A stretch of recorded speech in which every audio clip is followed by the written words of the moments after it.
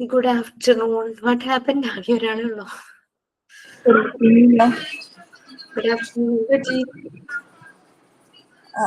പേരൊക്കെ കാണുന്നതാണ്. അത്രയും പേരെ ഉണ്ടാവാറുള്ളൂ. അതെല്ലേ. Okay fine. ഇനി നമുക്ക് ക്ലാസ് സ്റ്റാർട്ട് ചെയ്യാം Shubha. Okay fine. Ya please. So prayer ചെയ്യാൻ റെഡിയാണോ?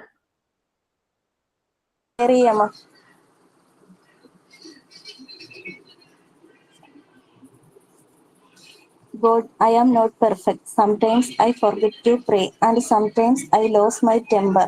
But thank you for loving me always and giving me another day to start over. Amen.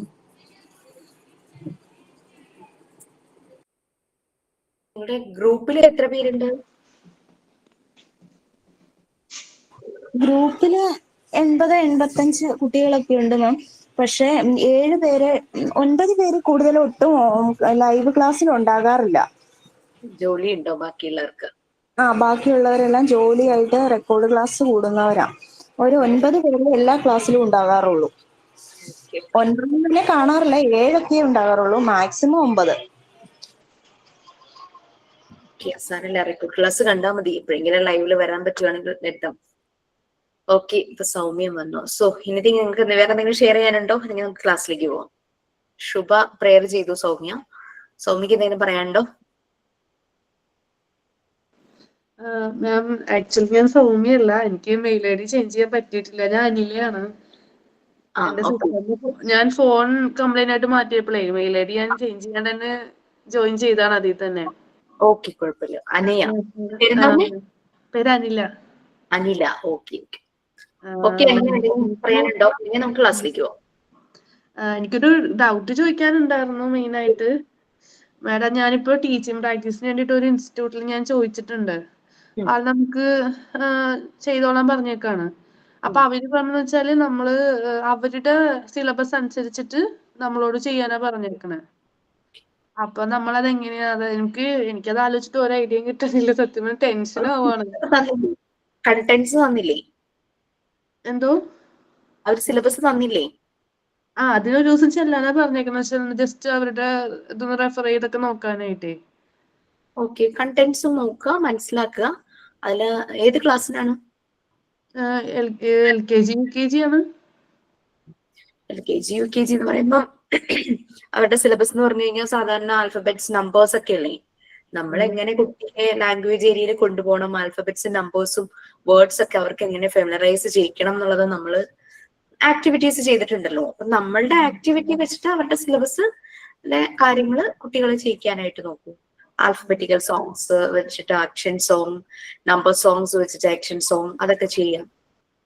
നമ്മള് ഈ അവരുടെ സിലബസിലുള്ളത് നമ്മൾ ചെയ്യണമല്ലോ ആക്ടിവിറ്റി. അവര് പറഞ്ഞത് അവിടുത്തെ സിസ്റ്റർമാർ നടത്തുന്ന ഒരു ഇൻസ്റ്റിറ്റ്യൂട്ട് ആണ്.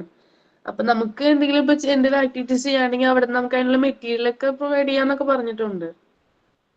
അപ്പൊ നമ്മൾ ആ സിലബസിലുള്ള ആക്ടിവിറ്റീസ് നമ്മൾ ചെയ്തിട്ട് അത് വെച്ചിട്ട് അവരെ പഠിപ്പിക്കണം, അങ്ങനെയല്ലേ മാം?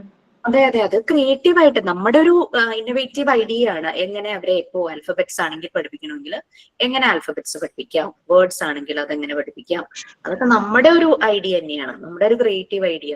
എങ്ങനെ വേണമെങ്കിലും നമുക്ക് അവരെ ആൽഫബറ്റ്സും ഇപ്പൊ കഥയിലൂടെ പഠിപ്പിക്കാം, ആക്ഷൻ സോങ്ങിലൂടെ പഠിപ്പിക്കാം, ലെറ്റേഴ്സ് ട്രേസ് ചെയ്ത് പഠിപ്പിക്കാം, ലെറ്റേഴ്സ് കളർ ചെയ്ത് പഠിപ്പിക്കാം. അതൊക്കെ അനിലയുടെ ഒരു ഐഡിയ പോലെ ഇരിക്കും.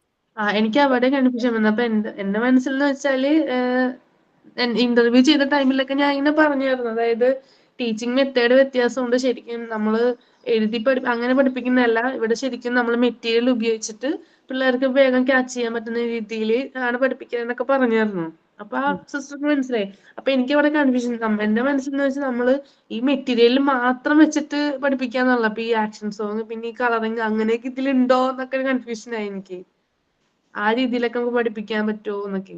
നമുക്ക് ട്രഡീഷണൽ മെത്തേഡും മോണ്ടിസോറി മെത്തേഡും കൂടെ മിക്സ് ചെയ്ത് അവിടെ ചെയ്യാൻ പറ്റുള്ളൂ. കാരണം ഓൾറെഡി കുട്ടികൾ ആ ഒരു ട്രഡീഷണൽ വേയിലായിരിക്കും അവർക്ക് ക്ലാസ് എടുത്ത് പോകുന്നതേ.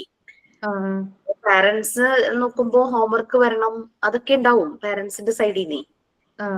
പെട്ടെന്നൊരു ദിവസം കുട്ടിക്ക് വീട്ടിലേക്ക് വർക്ക് കൊടുത്തു വിടാറുണ്ടോ എന്ന് എനിക്കറിയില്ല. ഉണ്ടെങ്കിൽ അങ്ങനെ കൊടുത്തു വിടുന്നില്ലെങ്കിൽ അപ്പൊ അവിടുത്തെ രീതി മനസ്സിലാക്കുക, നമ്മൾ ആ രീതിയിലേക്ക് നമ്മുടെ മെത്തേഡ് അപ്ലൈ ചെയ്യും.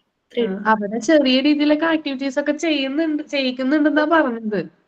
അപ്പൊ എനിക്കൊന്നും മനസ്സിലായതെന്ന് തോന്നുന്നു വെച്ചാല് പിള്ളേരെ കൊണ്ട് എന്തെങ്കിലുമൊക്കെ ചെയ്യിക്കുന്നുണ്ടെന്നാണ്, ചെറിയ രീതിയിലൊക്കെ. ഓക്കെ, അപ്പൊ നമുക്ക് പറഞ്ഞപോലെ ഞാനെന്റെ മനസ്സിലുള്ളതെന്ന് വെച്ചാൽ നമ്മളിപ്പോ ഈ ആൽഫബറ്റിക് പഠിച്ചിട്ടുണ്ടെങ്കിൽ ഏകദേശം UKG നമുക്ക് ഇതൊക്കെ ഓർഡർ ആയിട്ട് പഠിച്ചിട്ടുണ്ടാവുമല്ലോ. അപ്പൊ ഡിസോർഡർ ആയിട്ട് കൊടുത്തിട്ട് കറക്റ്റ് ആയിട്ട് ഇങ്ങനെ ഫില്ല് ചെയ്ത് വെപ്പിക്കുക, അങ്ങനെയൊക്കെ ചെയ്യിക്കാന്നൊക്കെ ഉണ്ട് മനസ്സിലല്ലേ. ചെയ്യൂ. അതൊക്കെ ഇന്നോവേറ്റീവ് ആയിട്ട് ഏത് രീതിയിലും ചെയ്യും. കുട്ടികളുടെ താല്പര്യം കൂടെ മനസ്സിലായി അതുപോലെ ചെയ്യുവാണെങ്കിൽ നന്നായിരിക്കും. Okay, thank U. എനിക്ക് ഇതാണ് മെയിൻ ആയിട്ട് ചോദിക്കാനായിട്ട്. കഴിഞ്ഞ ക്ലാസ്സിലൊക്കെ എനിക്ക് ടൈം കിട്ടില്ല, കാരണം വേറെ ഈ സെമിനാർ അങ്ങനെയൊക്കെ കണ്ടക്ട് ചെയ്ത് കുറെ ടൈം പോയായിരുന്നു. അതാണ് മിസ്സിന്റെ അടുത്ത് ചോദിക്കാന്ന്. Okay, thank you ma'am, thank you. Okay, so last ക്ലാസ്സിൽ നമ്മൾ എന്തായിരുന്നു? ഞാൻ മറന്നു. നിങ്ങൾക്കിപ്പോ റെക്കോർഡിന്റെ ഡീറ്റെയിൽസ് എല്ലാം കിട്ടിക്കഴിഞ്ഞോ?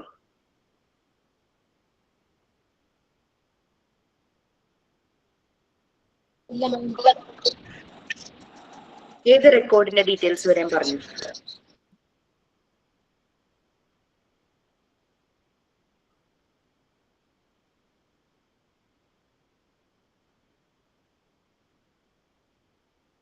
ഏത് റെക്കോർഡ് വരെ ലാസ്റ്റ് ക്ലാസ്സിൽ പറഞ്ഞത്? ലാസ്റ്റ് ക്ലാസ്സിൽ എന്തായിരുന്നു? ക്ലാസ്സിൽ എന്തായിരുന്നു? സ്റ്റോറീസ് എഴുതുന്ന റെക്കോർഡില്ലേ, അതിന്റെ ഡീറ്റെയിൽസ് പറഞ്ഞുകൊണ്ടിരുന്നത്. അത് മുഴുവൻ കഴിഞ്ഞോ? ഇല്ല, മുഴുവൻ കഴിഞ്ഞിട്ടില്ല. അപ്പൊ ഞാൻ അതൊന്ന് കംപ്ലീറ്റ് ചെയ്യാം. അപ്പൊ സ്റ്റോറി റെക്കോർഡും കൂടി ആകുമ്പോഴേക്കും നമ്മുടെ 4 റെക്കോർഡിന്റെ ഡീറ്റെയിൽസ് കഴിയും. അപ്പൊ നിങ്ങൾക്ക് അത് സ്റ്റാർട്ട് ചെയ്യാം. 5th റെക്കോർഡ് എന്ന് പറഞ്ഞു കഴിഞ്ഞാൽ 5th റെക്കോർഡിന്റെ കോപ്പി കിട്ടിയിരുന്നോ? Scanned copy. അത് നമ്മൾ കോപ്പി ചെയ്ത് വെക്കേണ്ടതാണ്. നമ്മുടെ മോഡ്യൂൾ 3 കുറിച്ചാണ് 5th റെക്കോർഡ്. നമ്മുടെ മോണ്ടിസോറി ഡിസൈൻ ചെയ്ത മെറ്റീരിയൽസിനെ കുറിച്ചും ഒക്കെ ഡീറ്റെയിൽസ് ആണ് 5th റെക്കോർഡിൽ വരുന്നത്. അത് 3rd മോഡ്യൂളും കൂടെ വായിക്കുമ്പോൾ നിങ്ങൾക്ക് അത് മനസ്സിലാകും. ഓക്കെ, സോ ഞാൻ റെക്കോർഡ് ബാക്കിയുള്ള ബാലൻസ് പോർഷനും കൂടെ പറയാം.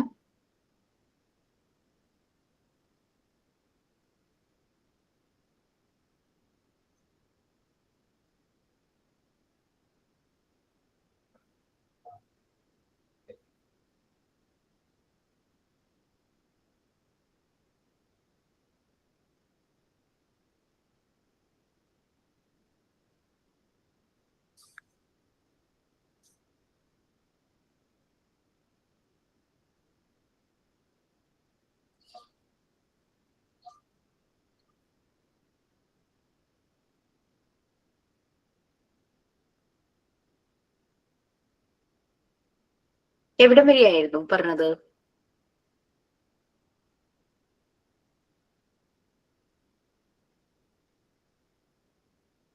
ഏത് സ്റ്റോറി വരെയും പറഞ്ഞിരുന്നു?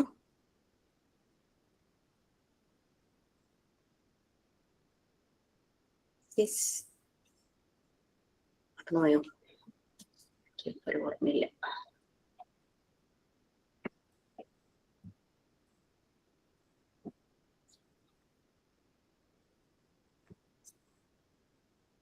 കമ്പാരിസൺ സ്റ്റോറി ഒക്കെ പറഞ്ഞിരുന്നോ? ഒരു റോസ് പ്ലാന്റും ജാസ്മിൻ പ്ലാന്റിന്റെ ഒക്കെ കാര്യം പറഞ്ഞിരുന്നു. ലോങ് സ്റ്റോറി അതും പറഞ്ഞു തോന്നുന്നു അല്ലേ?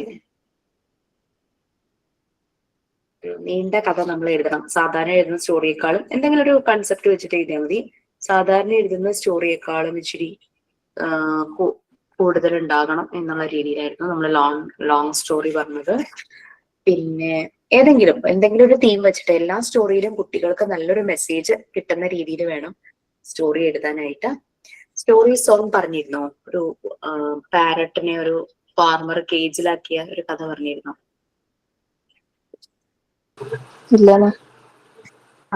ഇതൊരു സോങ് പോലെയാണ്. അത് നമുക്ക് അതിലൊരു സ്റ്റോറി ഉണ്ടായിരിക്കണം. ഞാൻ എഴുതിയതൊരു സിംഗിങ് പാരറ്റ്. അപ്പൊ നിങ്ങൾ ചെയ്യുമ്പോൾ റൈമിങ് വേർഡ്സ് ഒക്കെ വരുവാണെങ്കിൽ കുറച്ചുകൂടെ രസം ഉണ്ടായിരിക്കും. ഈ സോങ് നമ്മള് റെസിറ്റ് ചെയ്യുമ്പോഴേക്കും. ഞാൻ എഴുതിയത് once a farmer got a parrot, he put it in a cage, the parrot sang all the time, make me free, I wish to fly high. The farmer said, no, no, no, you sang for me. One day the farmer sleeping under the tree, then a snake came near to him. The parrot sang, wake up, snake is coming near to you. Farmer woke up, suddenly and got inside his home. He thanked the parrot and let her free. She sang, I wish to fly high. അപ്പൊ ഞാൻ ഇങ്ങനെ ഒരു കൂട്ടിലുള്ള ഒരു പാരറ്റിനെയും കൂട്ടിന് പുറത്തായിട്ട് ഒരു parrot ആ ഒരു രീതിയിൽ വരച്ചു. ഒരു കഥ വരുന്ന ഒരു സോങ് ക്രിയേറ്റ് ചെയ്യുക, എന്ത് വേണമെങ്കിലും ആകാം, നോ പ്രോബ്ലം. ലോങ് സ്റ്റോറി, കുറച്ച് നീണ്ട ഒരു കഥ, അത്രയേ ഉള്ളൂ. നീണ്ട കഥ എന്ന് പറയുമ്പോൾ നമുക്ക് സിറ്റുവേഷൻസ് കുറെ കൊടുക്കാം. ഒറ്റ കഥയിൽ ഒറ്റ സിറ്റുവേഷനിലൊക്കെ ആകുമ്പോൾ കൊച്ചു കഥയല്ലേ വരുള്ളൂ. അപ്പൊ സിറ്റുവേഷൻ കുറച്ചധികം കൊടുത്തിട്ട് ഒരു സ്റ്റോറി കൊടുക്കാം. Next, story that gives scientific knowledge. ഈ സ്റ്റോറി നിങ്ങൾക്ക് വേണമെങ്കിൽ അഡോപ്റ്റ് ചെയ്യാം. കാരണം സയന്റിഫിക് നോളജ് തരുന്ന രീതിയിലുള്ള ഒരു സ്റ്റോറി അല്ലേ. ഞാൻ എഴുതിയത് എക്സ്റേയുടെ ഇൻവെൻഷൻ ഇല്ലേ, റോൺജൻ എക്സ്റേ കണ്ടുപിടിച്ച ആ ഒരു കഥയായിരുന്നു എഴുതിയത്. എൻ്റെ കുട്ടികളുടെ മലയാളം ടെക്സ്റ്റ് ബുക്കിൽ ഉണ്ടായിരുന്നായിരുന്നു. അത് ഞാൻ ഇംഗ്ലീഷിലേക്ക് കൺവേർട്ട് ചെയ്തു. അൺനോൺ റേ എന്ന് പറഞ്ഞിട്ട് റോൺജന്റെ ആ ഒരു കണ്ടുപിടുത്തം. അപ്പൊ അത് നമുക്ക് സയന്റിഫിക് നോളജ് വരുന്ന സ്റ്റോറി എന്ന് പറഞ്ഞാൽ ഇതുപോലെ എവിടെന്നെങ്കിലും എടുക്കും. പിന്നെ model childhood stories of great people, അത് നമുക്ക് അഡോപ്റ്റ് ചെയ്യാം. കാരണം അതൊക്കെ ഗ്രേറ്റ് പീപ്പിൾ, അങ്ങനെ ഗ്രേറ്റ് ആയിട്ടുള്ള ആൾക്കാരെ പറ്റിയിട്ട് എഴുതുന്ന കഥകളാണല്ലോ. അപ്പൊ ഞാൻ എഴുതിയത് ഡോക്ടർ BR അംബേദ്കറെ കുറിച്ചായിരുന്നു. അതും കുട്ടികളുടെ മലയാളം ടെക്സ്റ്റിലെ ഒരു തുള്ളി വെള്ളം അങ്ങനെ എന്തോ പറഞ്ഞിട്ടൊരു കഥയായിരുന്നു. 1 drop വാട്ടർ എന്ന് പറഞ്ഞിട്ട് ടൈറ്റിൽ കൊടുത്തിട്ട് ഞാൻ കഥ എഴുതി. കൊച്ച് അംബേദ്കർ ആ സമയത്ത് ഭയങ്കര ഒരു ജാതി വ്യവസ്ഥയൊക്കെ നിലനിന്നിരുന്നൊരു കാലമായിരുന്നു. കുട്ടി എവിടുന്നോ സ്കൂളിന് തിരിച്ചു വരുന്നത് ഭയങ്കര ദാഹിച്ചപ്പോ ഒരു പബ്ലിക് വെല്ല് ഉണ്ടായിരുന്നു. അവിടുന്ന് വെള്ളം കുടിക്കാമെന്ന് വിചാരിച്ച് എൻ്റെ അടുത്തുനിന്ന് വെള്ളം എടുക്കാനായിട്ട് പോയപ്പോ നാട്ടുകാര് അവനെ തല്ലാനായിട്ട് ഓടിച്ചു. അവൻ പേടിച്ചു പോയി. കാരണം അവൻ ജാതിയിൽ താന്ന ഒരാളായത് കാരണം ആണ്. ആ ഒരു കിണറ് അപ്പർ കാസ്റ്റുകാർ യൂസ് ചെയ്യുന്ന കിണറായിരുന്നു. അപ്പൊ വെള്ളം അവൻ അശുദ്ധമാക്കി എന്ന് പറഞ്ഞിട്ടാണ് ആൾക്കാര് അവനെ തല്ലാനായിട്ട് ഓടിച്ചത്. അവൻ പേടിച്ചു പോയി. പക്ഷെ സങ്കടം വന്നു ഭയങ്കരമായിട്ട്. അവൻ അവിടെ ഇരുന്നുകൊണ്ട് തീരുമാനിക്കുകയാണ് ഈ ഒരു അവസ്ഥ ഞാൻ ഇല്ലാണ്ടാക്കും എന്നൊക്കെ പറഞ്ഞു. അങ്ങനെ അദ്ദേഹമാണ് പിന്നീട് നമ്മൾ അറിയപ്പെടുന്ന ഡോക്ടർ ഭീംറാവു റാംജി അംബേദ്കർ. ഇന്ത്യൻ കോൺസ്റ്റിറ്റ്യൂഷന്റെ ആ ഒരു അതിന്റെ മേക്കിങ്ങിൽ ഏറ്റവും അധികം കോൺട്രിബ്യൂഷൻസ് കൊടുത്തിരുന്ന ഒരാളായിരുന്നു. പാവപ്പെട്ടവർക്ക് വേണ്ടി ഒത്തിരി ഫൈറ്റ് ചെയ്തു ഇന്ത്യക്ക് ഇൻഡിപെൻഡൻസ് കിട്ടുന്ന സമയത്ത്. അങ്ങനെ കുറെ കാര്യങ്ങൾ. അങ്ങനെ അംബേദ്കറെ കുറിച്ചായിരുന്നു ഞാൻ എഴുതിയത്. അപ്പൊ അതും നിങ്ങൾക്ക് അഡോപ്റ്റ് ചെയ്യാം. അപ്പൊ സയന്റിഫിക് നോളജിനെ കുറിച്ചും മോഡൽ സ്റ്റോറീസ് ഓഫ് ഗ്രേറ്റ് പീപ്പിളിനെ കുറിച്ചും നമുക്ക് അഡോപ്റ്റ് ചെയ്യാം. പിന്നെ അനിമൽസ് ആൻഡ് ബേർഡ്സിനെ കുറിച്ചൊരു കഥ, അത് ഞാൻ ക്രിയേറ്റ് ചെയ്തതാണ്. ഇങ്ങനെ ഒരു ഫ്രണ്ട്ഷിപ്പ് എന്നൊരു കഥയുടെ ടൈറ്റിൽ അതായിരുന്നു കൊടുത്തിരുന്നത്. ഒരു സ്നേക്കും ഒരു ക്രോ, ഒരു ഡീർ, ഇവരൊക്കെ ഭയങ്കര ഹാപ്പി ആയിട്ട് ജീവിക്കുന്ന ഒരു ഫ്രണ്ട്ഷിപ്പിന്റെ ഒരു കഥയായിരുന്നു എഴുതിയത്. പിന്നെ എനി അതർ സ്റ്റോറി, നിങ്ങൾക്ക് ഇഷ്ടമുള്ള ഒരു സ്റ്റോറി എഴുതാം. നല്ലൊരു മെസ്സേജ് വേണമെന്നേ ഉള്ളൂ. ഓക്കെ. നെക്സ്റ്റ്, നോവൽ, ഡ്രാമ, മൈം. സാധാരണ കഥ എഴുതുന്ന പോലെയല്ല നമ്മൾ നോവലും ഡ്രാമയും മൈമും ഒക്കെ എഴുതുമ്പോൾ. നോവൽ എന്ന് പറയുമ്പോഴേക്കും ചെറിയ കഥ പോലെ ആയി പോകരുത്, കുറച്ച് വലിയ കഥകൾ വേണം. അപ്പൊ വേണമെങ്കിൽ ഇതിൽ ചാപ്റ്റേഴ്സ് ആയിട്ട് ഡിവൈഡ് ചെയ്യാം. ഇതിലിപ്പോ ചാപ്റ്റേഴ്സ്, ഓരോ ചാപ്റ്ററിനും 3 ഇല്ലസ്ട്രേഷൻ ഞാൻ പറഞ്ഞിട്ടുണ്ട്. അങ്ങനെ വേണമെന്നില്ല. ഒരു ചാപ്റ്ററിന് ഒരു പിക്ചറെങ്കിലും വരുന്ന രീതിയിൽ, ആ ചാപ്റ്ററിലെ സിറ്റുവേഷൻ അനുസരിച്ച് ഒരു പിക്ചറെങ്കിലും വരുന്ന രീതിയിൽ എഴുതിയാൽ മതി. ഞാൻ 2 കുട്ടികളെ കുറിച്ചായിരുന്നു എഴുതിയത്. ട്വിൻസ്, ആ കുട്ടികളെ കുറിച്ചായിരുന്നു. അവരുടെ ഫസ്റ്റ് ചാപ്റ്ററിൽ അവരുടെ ഫാമിലിയുടെ രീതികളും അവരുടെ കൂടെ ആരൊക്കെയുണ്ട്, പാരന്റ്സ് ഉണ്ട്, ഗ്രാൻഡ് പാരന്റ്സ് ഉണ്ട്, അവർ ചെയ്തിരുന്ന ഓരോ കാര്യങ്ങളും, ദിവസവും നേരത്തെ എണീക്കും, ഇതൊക്കെ നമ്മുടെ കുഞ്ഞുങ്ങളിലേക്ക് കൊടുക്കുന്ന ഒരു മെസ്സേജ് ആണല്ലോ. അവരും അതുപോലെ തന്നെ ഒരു ജോയിന്റ് ഫാമിലിയിലാണ് ജീവിക്കുന്നതെങ്കിൽ ഗ്രാൻഡ് പാരന്റ്സിനോടുള്ള ആറ്റിറ്റ്യൂഡും പാരന്റ്സിനോടുള്ള ആറ്റിറ്റ്യൂഡും അങ്ങനത്തെ കാര്യങ്ങളെല്ലാം അതിനകത്ത് പറയുന്നുണ്ട്. പിന്നെ സ്കൂൾ വിട്ട് കഴിഞ്ഞ് വന്നു കഴിഞ്ഞാൽ ഹോംവർക്ക് ചെയ്ത് നീറ്റായിട്ട് ചെയ്ത് അവർ കളിക്കാനായിട്ട് പോകുന്നതും കുളിക്കുന്നതും ഹൈജീൻ, അങ്ങനെ കുറെ അങ്ങനത്തെ കാര്യങ്ങളൊക്കെ ഞാൻ ചാപ്റ്റർ 1 ഇൻക്ലൂഡ് ചെയ്തു. ചാപ്റ്റർ 2 ഒരു സെക്കൻഡ് സിറ്റുവേഷൻ എന്നുള്ള രീതിയിലാണ് ചാപ്റ്റർ 2 എഴുതിയത്. ഒരു ഹോളിഡേ ദിവസം അവർ കളിക്കുമ്പോൾ ഒരു കുട്ടിക്കൊരു ഇഞ്ചുറി ഉണ്ടാകുന്നു, അങ്ങനെ അത് ഹോസ്പിറ്റലൈസ്ഡ് ആവുന്നതും മറ്റേ കുട്ടിക്ക് വേണ്ടിയിട്ട് പ്രേ ചെയ്യുന്നതും അവർ തമ്മിലുള്ള അടുപ്പവും കാര്യങ്ങളും ഒക്കെയാണ് ചാപ്റ്റർ 2 വന്നത്. ഓക്കെ, അങ്ങനെയായിരുന്നു. അങ്ങനെ ഒരു കഥയായിട്ടാണ് ഞാൻ എഴുതിയത്.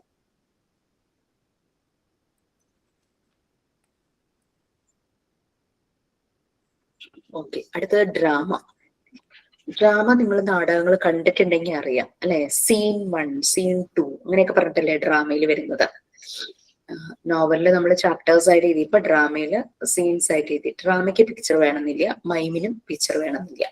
അപ്പൊ ഡ്രാമയില് സീൻ 1, സീൻ 2, പിന്നെ സീൻ 3, സീൻ 4 അങ്ങനെയുള്ള രീതിയിൽ നമുക്ക് എത്രത്തോളം അതിന്റെ സ്റ്റോറിക്ക് അനുസരിച്ച് സീൻസ് ഉണ്ടോ അതിനനുസരിച്ച് വേണം ഡ്രാമ ക്രിയേറ്റ് ചെയ്യാൻ.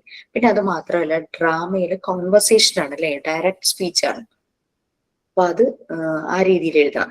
ഞാൻ എഴുതിയ കഥയില് ഒരു പെൺകുട്ടി അവളുടെ പാരന്റ്സും ആയിരുന്നു. ടീനാസ് ഹോം ആണ് സീൻ 1. സീൻ 1 കാണിക്കുന്നത് ടീനയുടെ വീടാണ്.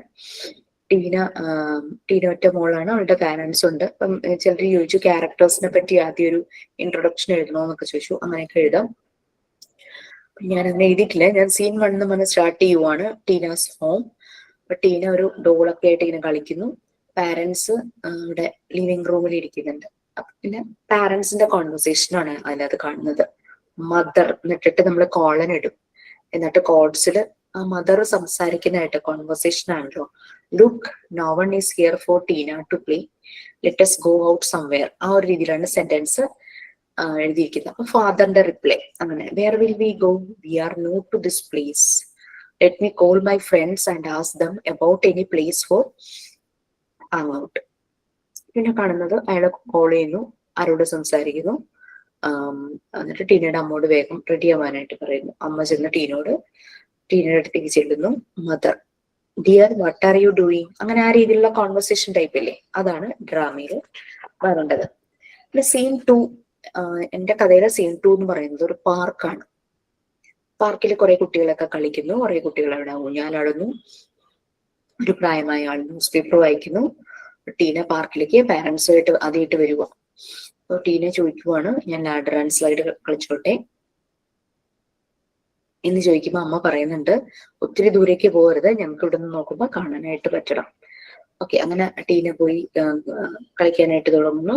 ടീന ഫ്രണ്ട്സുമായിട്ട്, അവിടെയുള്ള കുട്ടികളുമായിട്ട് പെട്ടെന്ന് ഫ്രണ്ട്സ് ആയി മാറി അങ്ങനെ കളിച്ചുകൊണ്ടിരിക്കുകയായിരുന്നു.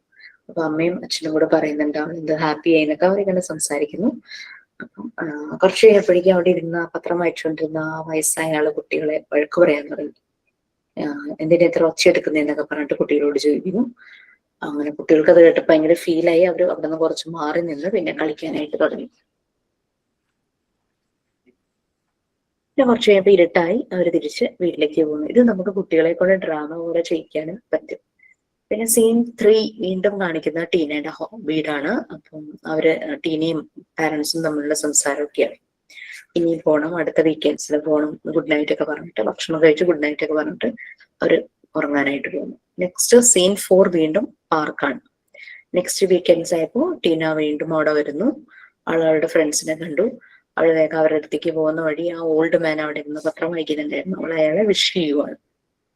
പക്ഷെ അയാളെ മൈൻഡ് ചെയ്തില്ല. അപ്പം അമ്മ അവളോട് പറയും, സാരമില്ല, നീ പോയി കളിച്ചോളൂ, അദ്ദേഹം ബിസി ആയിരിക്കുന്നു. അങ്ങനെ ടീന വേഗം ഫ്രണ്ട്സിന്റെ അടുത്തേക്ക് പോയി അവര് കളിക്കുന്നു. കുറച്ച് കഴിയുമ്പോൾ ഭയങ്കര മഴ പെയ്തു. മഴ പെയ്തപ്പോ ഈ കുട്ടികളൊക്കെ എല്ലാരും ഓടി അവിടെ ഷെൽട്ടർ ഹോംസ് പോലെ ഇങ്ങനെ ചെറിയ ചെറിയ ഹട്ട് പോലെ ഉണ്ടായിരുന്നു, അവിടെ കയറി നിന്നു. പക്ഷെ ഈ വയസ്സായ ആൾക്ക് പെട്ടെന്ന് അയാളെ എണീറ്റ് അങ്ങോട്ട് നടക്കാൻ പോയപ്പോഴേക്കും അയാൾ വീണു, ബാലൻസ് തെറ്റി വീണു. അയാൾക്ക് എണീക്കാൻ പറ്റുന്നില്ല. പെട്ടെന്ന് തന്നെ കുട്ടികൾ ഓടി വന്ന് അയാളെ എണീപ്പിച്ച് വേഗം ആ ഷെയ്ഡിലേക്ക് കൊണ്ടുവന്നു. ആരോ ഒരു ടൗലൊക്കെ പ്രൊവൈഡ് ചെയ്തു മേലൊക്കെ തുടയ്ക്കാനായിട്ട്. പിന്നെ ആരോ ചൂട് ചായ കൊണ്ടുവന്ന് കൊടുത്തു. കുട്ടികളൊക്കെ ചുറ്റും നിൽക്കുവാണ്. ഓക്കെ ആണോ എന്നൊക്കെ ചോദിച്ചു ചുറ്റും നിൽക്കുവാണ്. അപ്പം ഈ ഓൾഡ് മാൻ ഭയങ്കര വിഷമാവുകയാണ്. കാരണം അയാൾക്ക് കുട്ടികളോട് കളിക്കുന്ന ഭയങ്കര ഇറിറ്റേഷൻ ആയിരുന്നല്ലോ. അപ്പൊ കുട്ടികളോട് അയാള് സോറി പറയുവാണ്, ഞാൻ അങ്ങനെ പെരുമാറി, അയാളെ സോറി എന്നൊക്കെ പറയുക. അപ്പൊ ടീനയും മറ്റു കുട്ടികളും അയാളെ ഹഗ് ചെയ്യുന്നു. അങ്ങനെ അവരെല്ലാരും കൂടി ചേർന്നൊരു പാട്ടൊക്കെ പാടുന്നു. ഇത്രയാണ് എന്റെ ഡ്രാമയിലെ കഥ. നിങ്ങൾക്കത് എങ്ങനെ വേണമെങ്കിലും ചെയ്യാം. ഇതിനകത്ത് ആകെ 4 സീനായിരുന്നു. 2 സീൻ വീട്ടില്, 2 സീൻ പാർക്കില്. ആ ഒരു രീതിയിൽ 4 സീൻസ് ചെയ്തു. എത്ര സീൻ വേണമെങ്കിലാകാം. ഒത്തിരിയും രണ്ട് അങ്ങനെ കുറഞ്ഞങ്ങ് പോകരുത്. കാരണം നാടകത്തിന്റെ ഒരു രീതി ഉണ്ടല്ലോ, ആ രീതിയിൽ ചെയ്യണം. കുഞ്ഞുങ്ങളെ കൊണ്ട് ചെയ്യിപ്പിക്കാൻ പറ്റുന്ന ഒരു ഡ്രാമയാണെങ്കിൽ നന്നായിരിക്കും. അപ്പൊ ആ രീതിയിൽ ഡ്രാമ സ്ക്രിപ്റ്റ് ചെയ്തണം. പിന്നെ മൈം സ്ക്രിപ്റ്റ് ആണ് അടുത്തത്. മൈം അറിയാലോ, കുഞ്ഞുങ്ങളെ കൊണ്ട് ആക്ഷൻസിലൂടെ ഒരു ബ്ലാക്ക് ആൻഡ് വൈറ്റ് കോമ്പിനേഷനിലായിരിക്കും അവരുടെ ഡ്രസ്സും കാര്യങ്ങളും എല്ലാം അല്ലെ. ആക്ഷൻസ് പല്ലുപോലും പുറത്ത് കാണിക്കില്ല. ആക്ഷൻസിലൂടെ ആ ഒരു കഥ, അതിലെ മെസ്സേജ് നമ്മൾ മനസ്സിലാക്കി തരികയാണ് ചെയ്യുന്നത്. അപ്പൊ അതിനനുസരിച്ച് ഒരു സ്ക്രിപ്റ്റ് വേണം മൈമിന് ഉണ്ടാക്കാനായിട്ട്. അതിന് സ്ക്രിപ്റ്റ് പോലെ എഴുതിയാലും മതി, ഒരു കഥ പോലെ എഴുതി വെച്ചാലും മതി. കുട്ടികളെ കൊണ്ട് നമുക്ക് ഈ മൈം ചെയ്യിക്കാനും പറ്റണം. ആ രീതിയിൽ വേണം മൈമിന്റെ സ്ക്രിപ്റ്റ് എഴുതാൻ. ഞാനൊരു കഥ പോലെയാണ് എഴുതിയത്. ഒരു പെൺകുട്ടി അവളുടെ പാരന്റ്സിനോട് ജീവിക്കുന്നു. ഒരു പുവർ ഫാമിലിയാണ്, പക്ഷെ അവർ ഭയങ്കര ഹാപ്പി ആയിട്ട് ജീവിക്കുന്നത്. അങ്ങനെ അവളുടെ ബർത്ത്ഡേ വരുവാണ്. ബർത്ത്ഡേ വന്നപ്പോൾ അവൾ ഏതോ ഷോപ്പിലൊരു ഡോള് കണ്ടുവച്ചിരുന്നു. അത് വാങ്ങിച്ചു കൊടുക്കണമെന്ന് പറഞ്ഞു. അപ്പോൾ അവളുടെ പാരന്റ്സിന് അറിയാം അത്രയും വില കൂടിയ ഡോള് വാങ്ങാനുള്ള ക്യാഷ് അവരുടെ കയ്യിൽ ഇല്ല എന്നുള്ളത്. അപ്പൊ അവര് പറയും, ഞാൻ വേറെ എന്തെങ്കിലും വാങ്ങിത്തരാം, ഇത് പിന്നീട് വാങ്ങാന്ന് പറയുമ്പോഴേക്കും അവള് വാശി പിടിക്കുകയാണ്, അത് വേണം. കുഞ്ഞുങ്ങളിലെ സ്വാഭാവികമായി നടക്കുന്ന ഒരു കാര്യമാണല്ലോ. അപ്പൊ നമുക്ക് അവർക്കൊരു മെസ്സേജ് കൊടുക്കുകയും ചെയ്യാം. അവൾ എന്നിട്ട് ദേഷ്യപ്പെട്ട് കരഞ്ഞ് അന്ന് രാത്രി ഭക്ഷണം കഴിക്കാതെ ഉറങ്ങാനായിട്ട് പോകും. പാരന്റ്സിന് ഭയങ്കര വിഷമാവും. അങ്ങനെ അമ്മ പറയും, അമ്മ കോയിൻസ് ഒക്കെ ഇട്ട് വെക്കുന്ന ബോക്സ് ഉണ്ട്, അത് പൊട്ടിക്കാന്ന് പറയും. അച്ഛനൊരു പഴയ വാച്ച് ഉണ്ടായിരുന്നു, അത് വിൽക്കാന്ന് പറയും. എന്നിട്ട് ഡോള് വാങ്ങാന്ന് അവർ പ്ലാൻ ചെയ്തിരിക്കുമ്പോൾ ടീന ഉറങ്ങിയിട്ടുണ്ടായില്ലായിരുന്നു. അവളിത് ഓവർഹിയർ കേൾക്കും. അങ്ങനെ അവൾക്ക് ഭയങ്കര സങ്കടാവും. അങ്ങനെ അവള് പാരന്റ്സിന്റെ അടുത്തേക്ക് ഓടി വന്ന് അവരെ കെട്ടിപ്പിടിച്ചിട്ട് പറയും, എനിക്ക് ഡോള് വേണ്ട, എനിക്ക് നിങ്ങളുടെ സ്നേഹം മാത്രം മതി എന്ന് പറഞ്ഞിട്ട് അങ്ങനെ പറയുന്ന ഒരു കഥയാണ്. ഇതൊരു മൈമ. അപ്പൊ നമുക്ക് 3 ക്യാരക്ടേഴ്സ് ഇതിനകത്ത് വരുന്നുള്ളൂ. അല്ലെങ്കിൽ വേറെ ഏതാ കഥ എന്ന് വെച്ചാൽ അതിനനുസരിച്ച് ക്യാരക്ടേഴ്സിനെ സെറ്റ് ചെയ്ത് ഇത് കുട്ടികളെ കൊണ്ട് നമുക്ക് ചെയ്യിക്കാവുന്നതാണ്. ഏത് എഴുതുമ്പോഴും ഓർക്കുക, എല്ലാത്തിലും ഒരു മെസ്സേജ് എന്തായാലും വേണം. കുഞ്ഞുങ്ങളുടെ ഉള്ളിലേക്ക് കയറാൻ പറ്റുന്ന രീതിയിലുള്ള ഒരു മെസ്സേജ് അവർക്ക് എപ്പോഴും ഓർമ്മ വേണം. ആ ഒരു കഥ ആ ഒരു രീതിയിൽ വേണം നമ്മൾ സ്റ്റോറി ക്രിയേറ്റ് ചെയ്യാനായിട്ട്. പലരും ടീച്ചിങ് പ്രാക്ടീസിന് പോയപ്പോൾ തന്നെ ക്രിയേറ്റ് ചെയ്ത സ്റ്റോറീസ് ഒക്കെ നറേറ്റ് ചെയ്ത് കൊടുത്തിരുന്നു. കുട്ടികൾ അത് റിപ്പീറ്റ് ചെയ്യാനായിട്ട് പറയും. എല്ലാ ദിവസവും ചെല്ലുമ്പോൾ സെയിം കഥ 15 ദിവസം പോയിട്ടുണ്ടെങ്കിൽ 15 ദിവസം ഒരേ കഥ തന്നെ കുട്ടികൾ പറയിപ്പിക്കുകയുള്ളൂ. അതിലൊരു ട്രെയിനി എഴുതിയൊരു കഥയാണ് കേട്ടോ. അപ്പം ആളുടെ വൈവയുടെ സമയത്ത് ഞാൻ ചോദിച്ചപ്പോഴാണ് എന്നോട് ഇത് പറഞ്ഞത്. കാരണം കഥയുടെ കൺസെപ്റ്റ് ആൾക്ക് ഇഷ്ടപ്പെട്ടു, പക്ഷെ കഥ എഴുതി കഴിഞ്ഞപ്പോൾ അതിനൊരു സംശയം വന്നു, കൊച്ചു കുട്ടികൾക്ക് ഈ കഥ ഡൈജസ്റ്റ് ചെയ്യുമെന്നുള്ളത് രീതിയിൽ. അതേതായിരുന്നു, ഒരു ഒരു ഗ്രാൻഡ് ഫാദറും ഒരു കൊച്ചുമോനും. അപ്പൊ ഈ കൊച്ചുമോൻ എപ്പോഴും ഈ ഗ്രാൻഡ് ഫാദറിനെ പറ്റിക്കും, ഓരോരോ കാര്യം പറഞ്ഞിട്ട് എപ്പോഴും പറ്റിച്ചുകൊണ്ടിരിക്കും. പക്ഷെ ഗ്രാൻഡ് ഫാദർ വളരെ നിഷ്കളങ്കമായി അവന്റെ പറ്റിക്കലിനെ നിന്നങ്ങ് കൊടുത്തു പോകും. അയാൾ ഇപ്പൊ ചിലതറിയില്ലായിരിക്കും. അങ്ങനെ കുറെ ദിവസം കഴിഞ്ഞപ്പോഴേക്കും ഗ്രാൻഡ് ഫാദറിന്റെ സ്നേഹം കണ്ടപ്പോഴേക്കും കൊച്ചിനിങ്ങനെ ഗിൽറ്റി ഫീലിംഗ് പോലെ വരുന്നു. ഞാൻ അങ്ങനെ പറ്റിക്കാൻ പാടില്ലായിരുന്നു. അവനത് തുറന്നു പറഞ്ഞ് ക്ഷമ ചോദിക്കുന്നതായിട്ടൊരു കഥയായിരുന്നു. ഈ കുട്ടി വിചാരിച്ചു ഇത്രയും ഒരു കഥ കുട്ടികൾക്ക് ഡൈജസ്റ്റ് ആകുമോ എന്നൊരു സംശയം തോന്നിയിരുന്നു. അങ്ങനെ ഈ കുട്ടി കഥ പറയുന്ന സമയത്ത് കുഞ്ഞുങ്ങൾ മിണ്ടാതെ ഇരുന്ന് കേൾക്കുമായിരുന്നു. പിൻ ഡ്രോപ്പ് സൈലൻസ് ആയിരുന്നു. എന്നിട്ട് പിറ്റേ ദിവസം വന്നപ്പോഴും ആ കഥ പറയാനായിട്ട് പറഞ്ഞ് അങ്ങനെ എല്ലാ ദിവസവും സെയിം സ്റ്റോറി തന്നെ പറഞ്ഞെഴുതൂ എന്നുള്ള രീതിയിൽ പറയുമായിരുന്നു.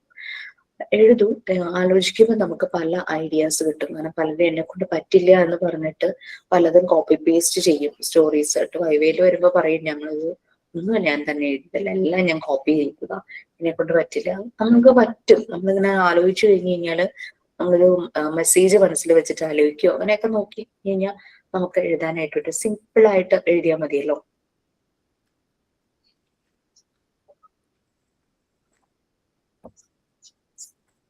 ഇത്രയാണ് സ്റ്റോറി റെക്കോർഡ്. അപ്പൊ നമ്മളിപ്പോ 4 റെക്കോർഡിന്റെ ഡീറ്റെയിൽസ് നിങ്ങൾക്ക് തന്നു കഴിഞ്ഞു. അപ്പം എഴുതുക, ഒത്തിരി അങ്ങ് പെൻഡിങ് വെക്കരുത്, ഷെഡ്യൂൾ ചെയ്ത് എഴുതുക. ഇത്ര സമയം ഒരു ദിവസം സ്പെൻഡ് ചെയ്ത് കഴിഞ്ഞ് കഴിഞ്ഞാൽ പെട്ടെന്ന് തീർക്കാവുന്നേ ഉള്ളൂ. ഓക്കെ, സോ നമ്മളുടെ പോർഷൻസ് എവിടെ വരെയായി? യെസ്,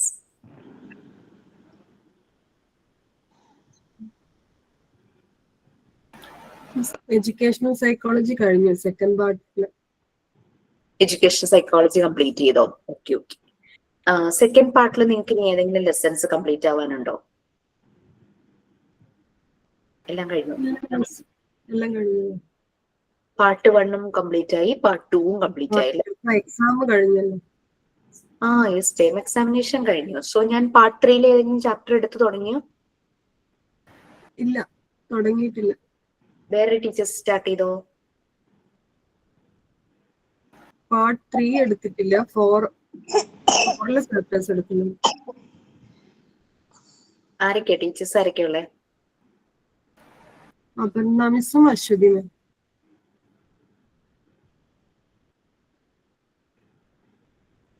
ഓക്കെ, നമ്മൾ പാർട്ട് 3 പോവുകയാണ്. നമ്മുടെ കോർ ടോപ്പിക് ഇതാണ്: Montessori theory, methods and its application, Montessori philosophy of education. ഇതെല്ലാം വരുന്നത് പാർട്ട് 3 ഇതില് ശരിക്കും 3, 4, 7, 10 ഈ 4 യൂണിറ്റ്സ് ആണ് ഞാൻ സാധാരണ എടുക്കുന്നത്. പക്ഷെ അതിന് മുമ്പ് ഞാൻ ജസ്റ്റ് ഒരു ഇൻട്രൊഡക്ഷൻ തരാം. എന്താണ് മോണ്ടിസോറി, ആരാണ് മറിയ മോണ്ടിസോറി, ഈ മെത്തേഡ് എങ്ങനെ വന്നു, ഈ മെത്തേഡിന്റെ ആപ്ലിക്കേഷൻസ് എങ്ങനെയായിരുന്നു, ഇതിന്റെ റിസൾട്ട് ഔട്ട്കം എന്ത് വന്നു, അങ്ങനെ ഓരോരോ ബ്രീഫ് ഒരു ഇൻട്രൊഡക്ഷൻ തരാം. അതിനുശേഷം നമ്മൾ യൂണിറ്റ് 3 പോകും. ഷെയർ ചെയ്യട്ടെ.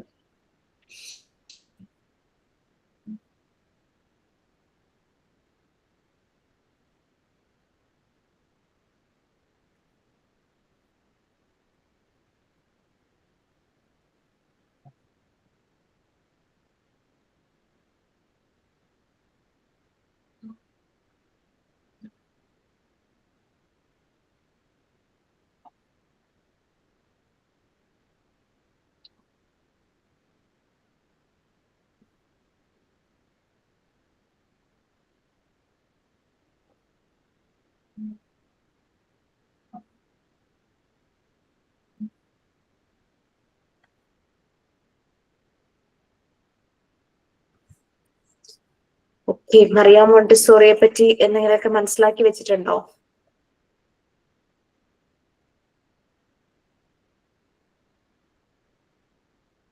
ഒരു ഡോക്ടർ ആയിരുന്നു അല്ലെ, ഒരു ഫിസിഷ്യൻ അല്ല. ശരിക്കും പറഞ്ഞു കഴിഞ്ഞാൽ അവര് കുട്ടികളുടെ ഡെവലപ്മെന്റിലാണ് അവർ കൂടുതലും കോൺസെൻട്രേറ്റ് ചെയ്തത്. ഒരു എഡ്യൂക്കേറ്റർ ആയിരുന്നു, മെഡിക്കൽ പ്രാക്ടീഷണർ ആയിരുന്നു.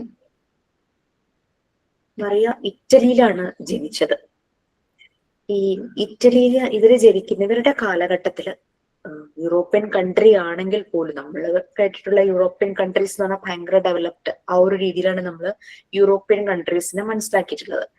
പക്ഷേ മറിയയുടെ സമയത്ത് പെൺകുട്ടികൾക്ക് എഡ്യൂക്കേഷൻ അവിടെ അത്ര കൊടുക്കുന്നില്ലായിരുന്നു.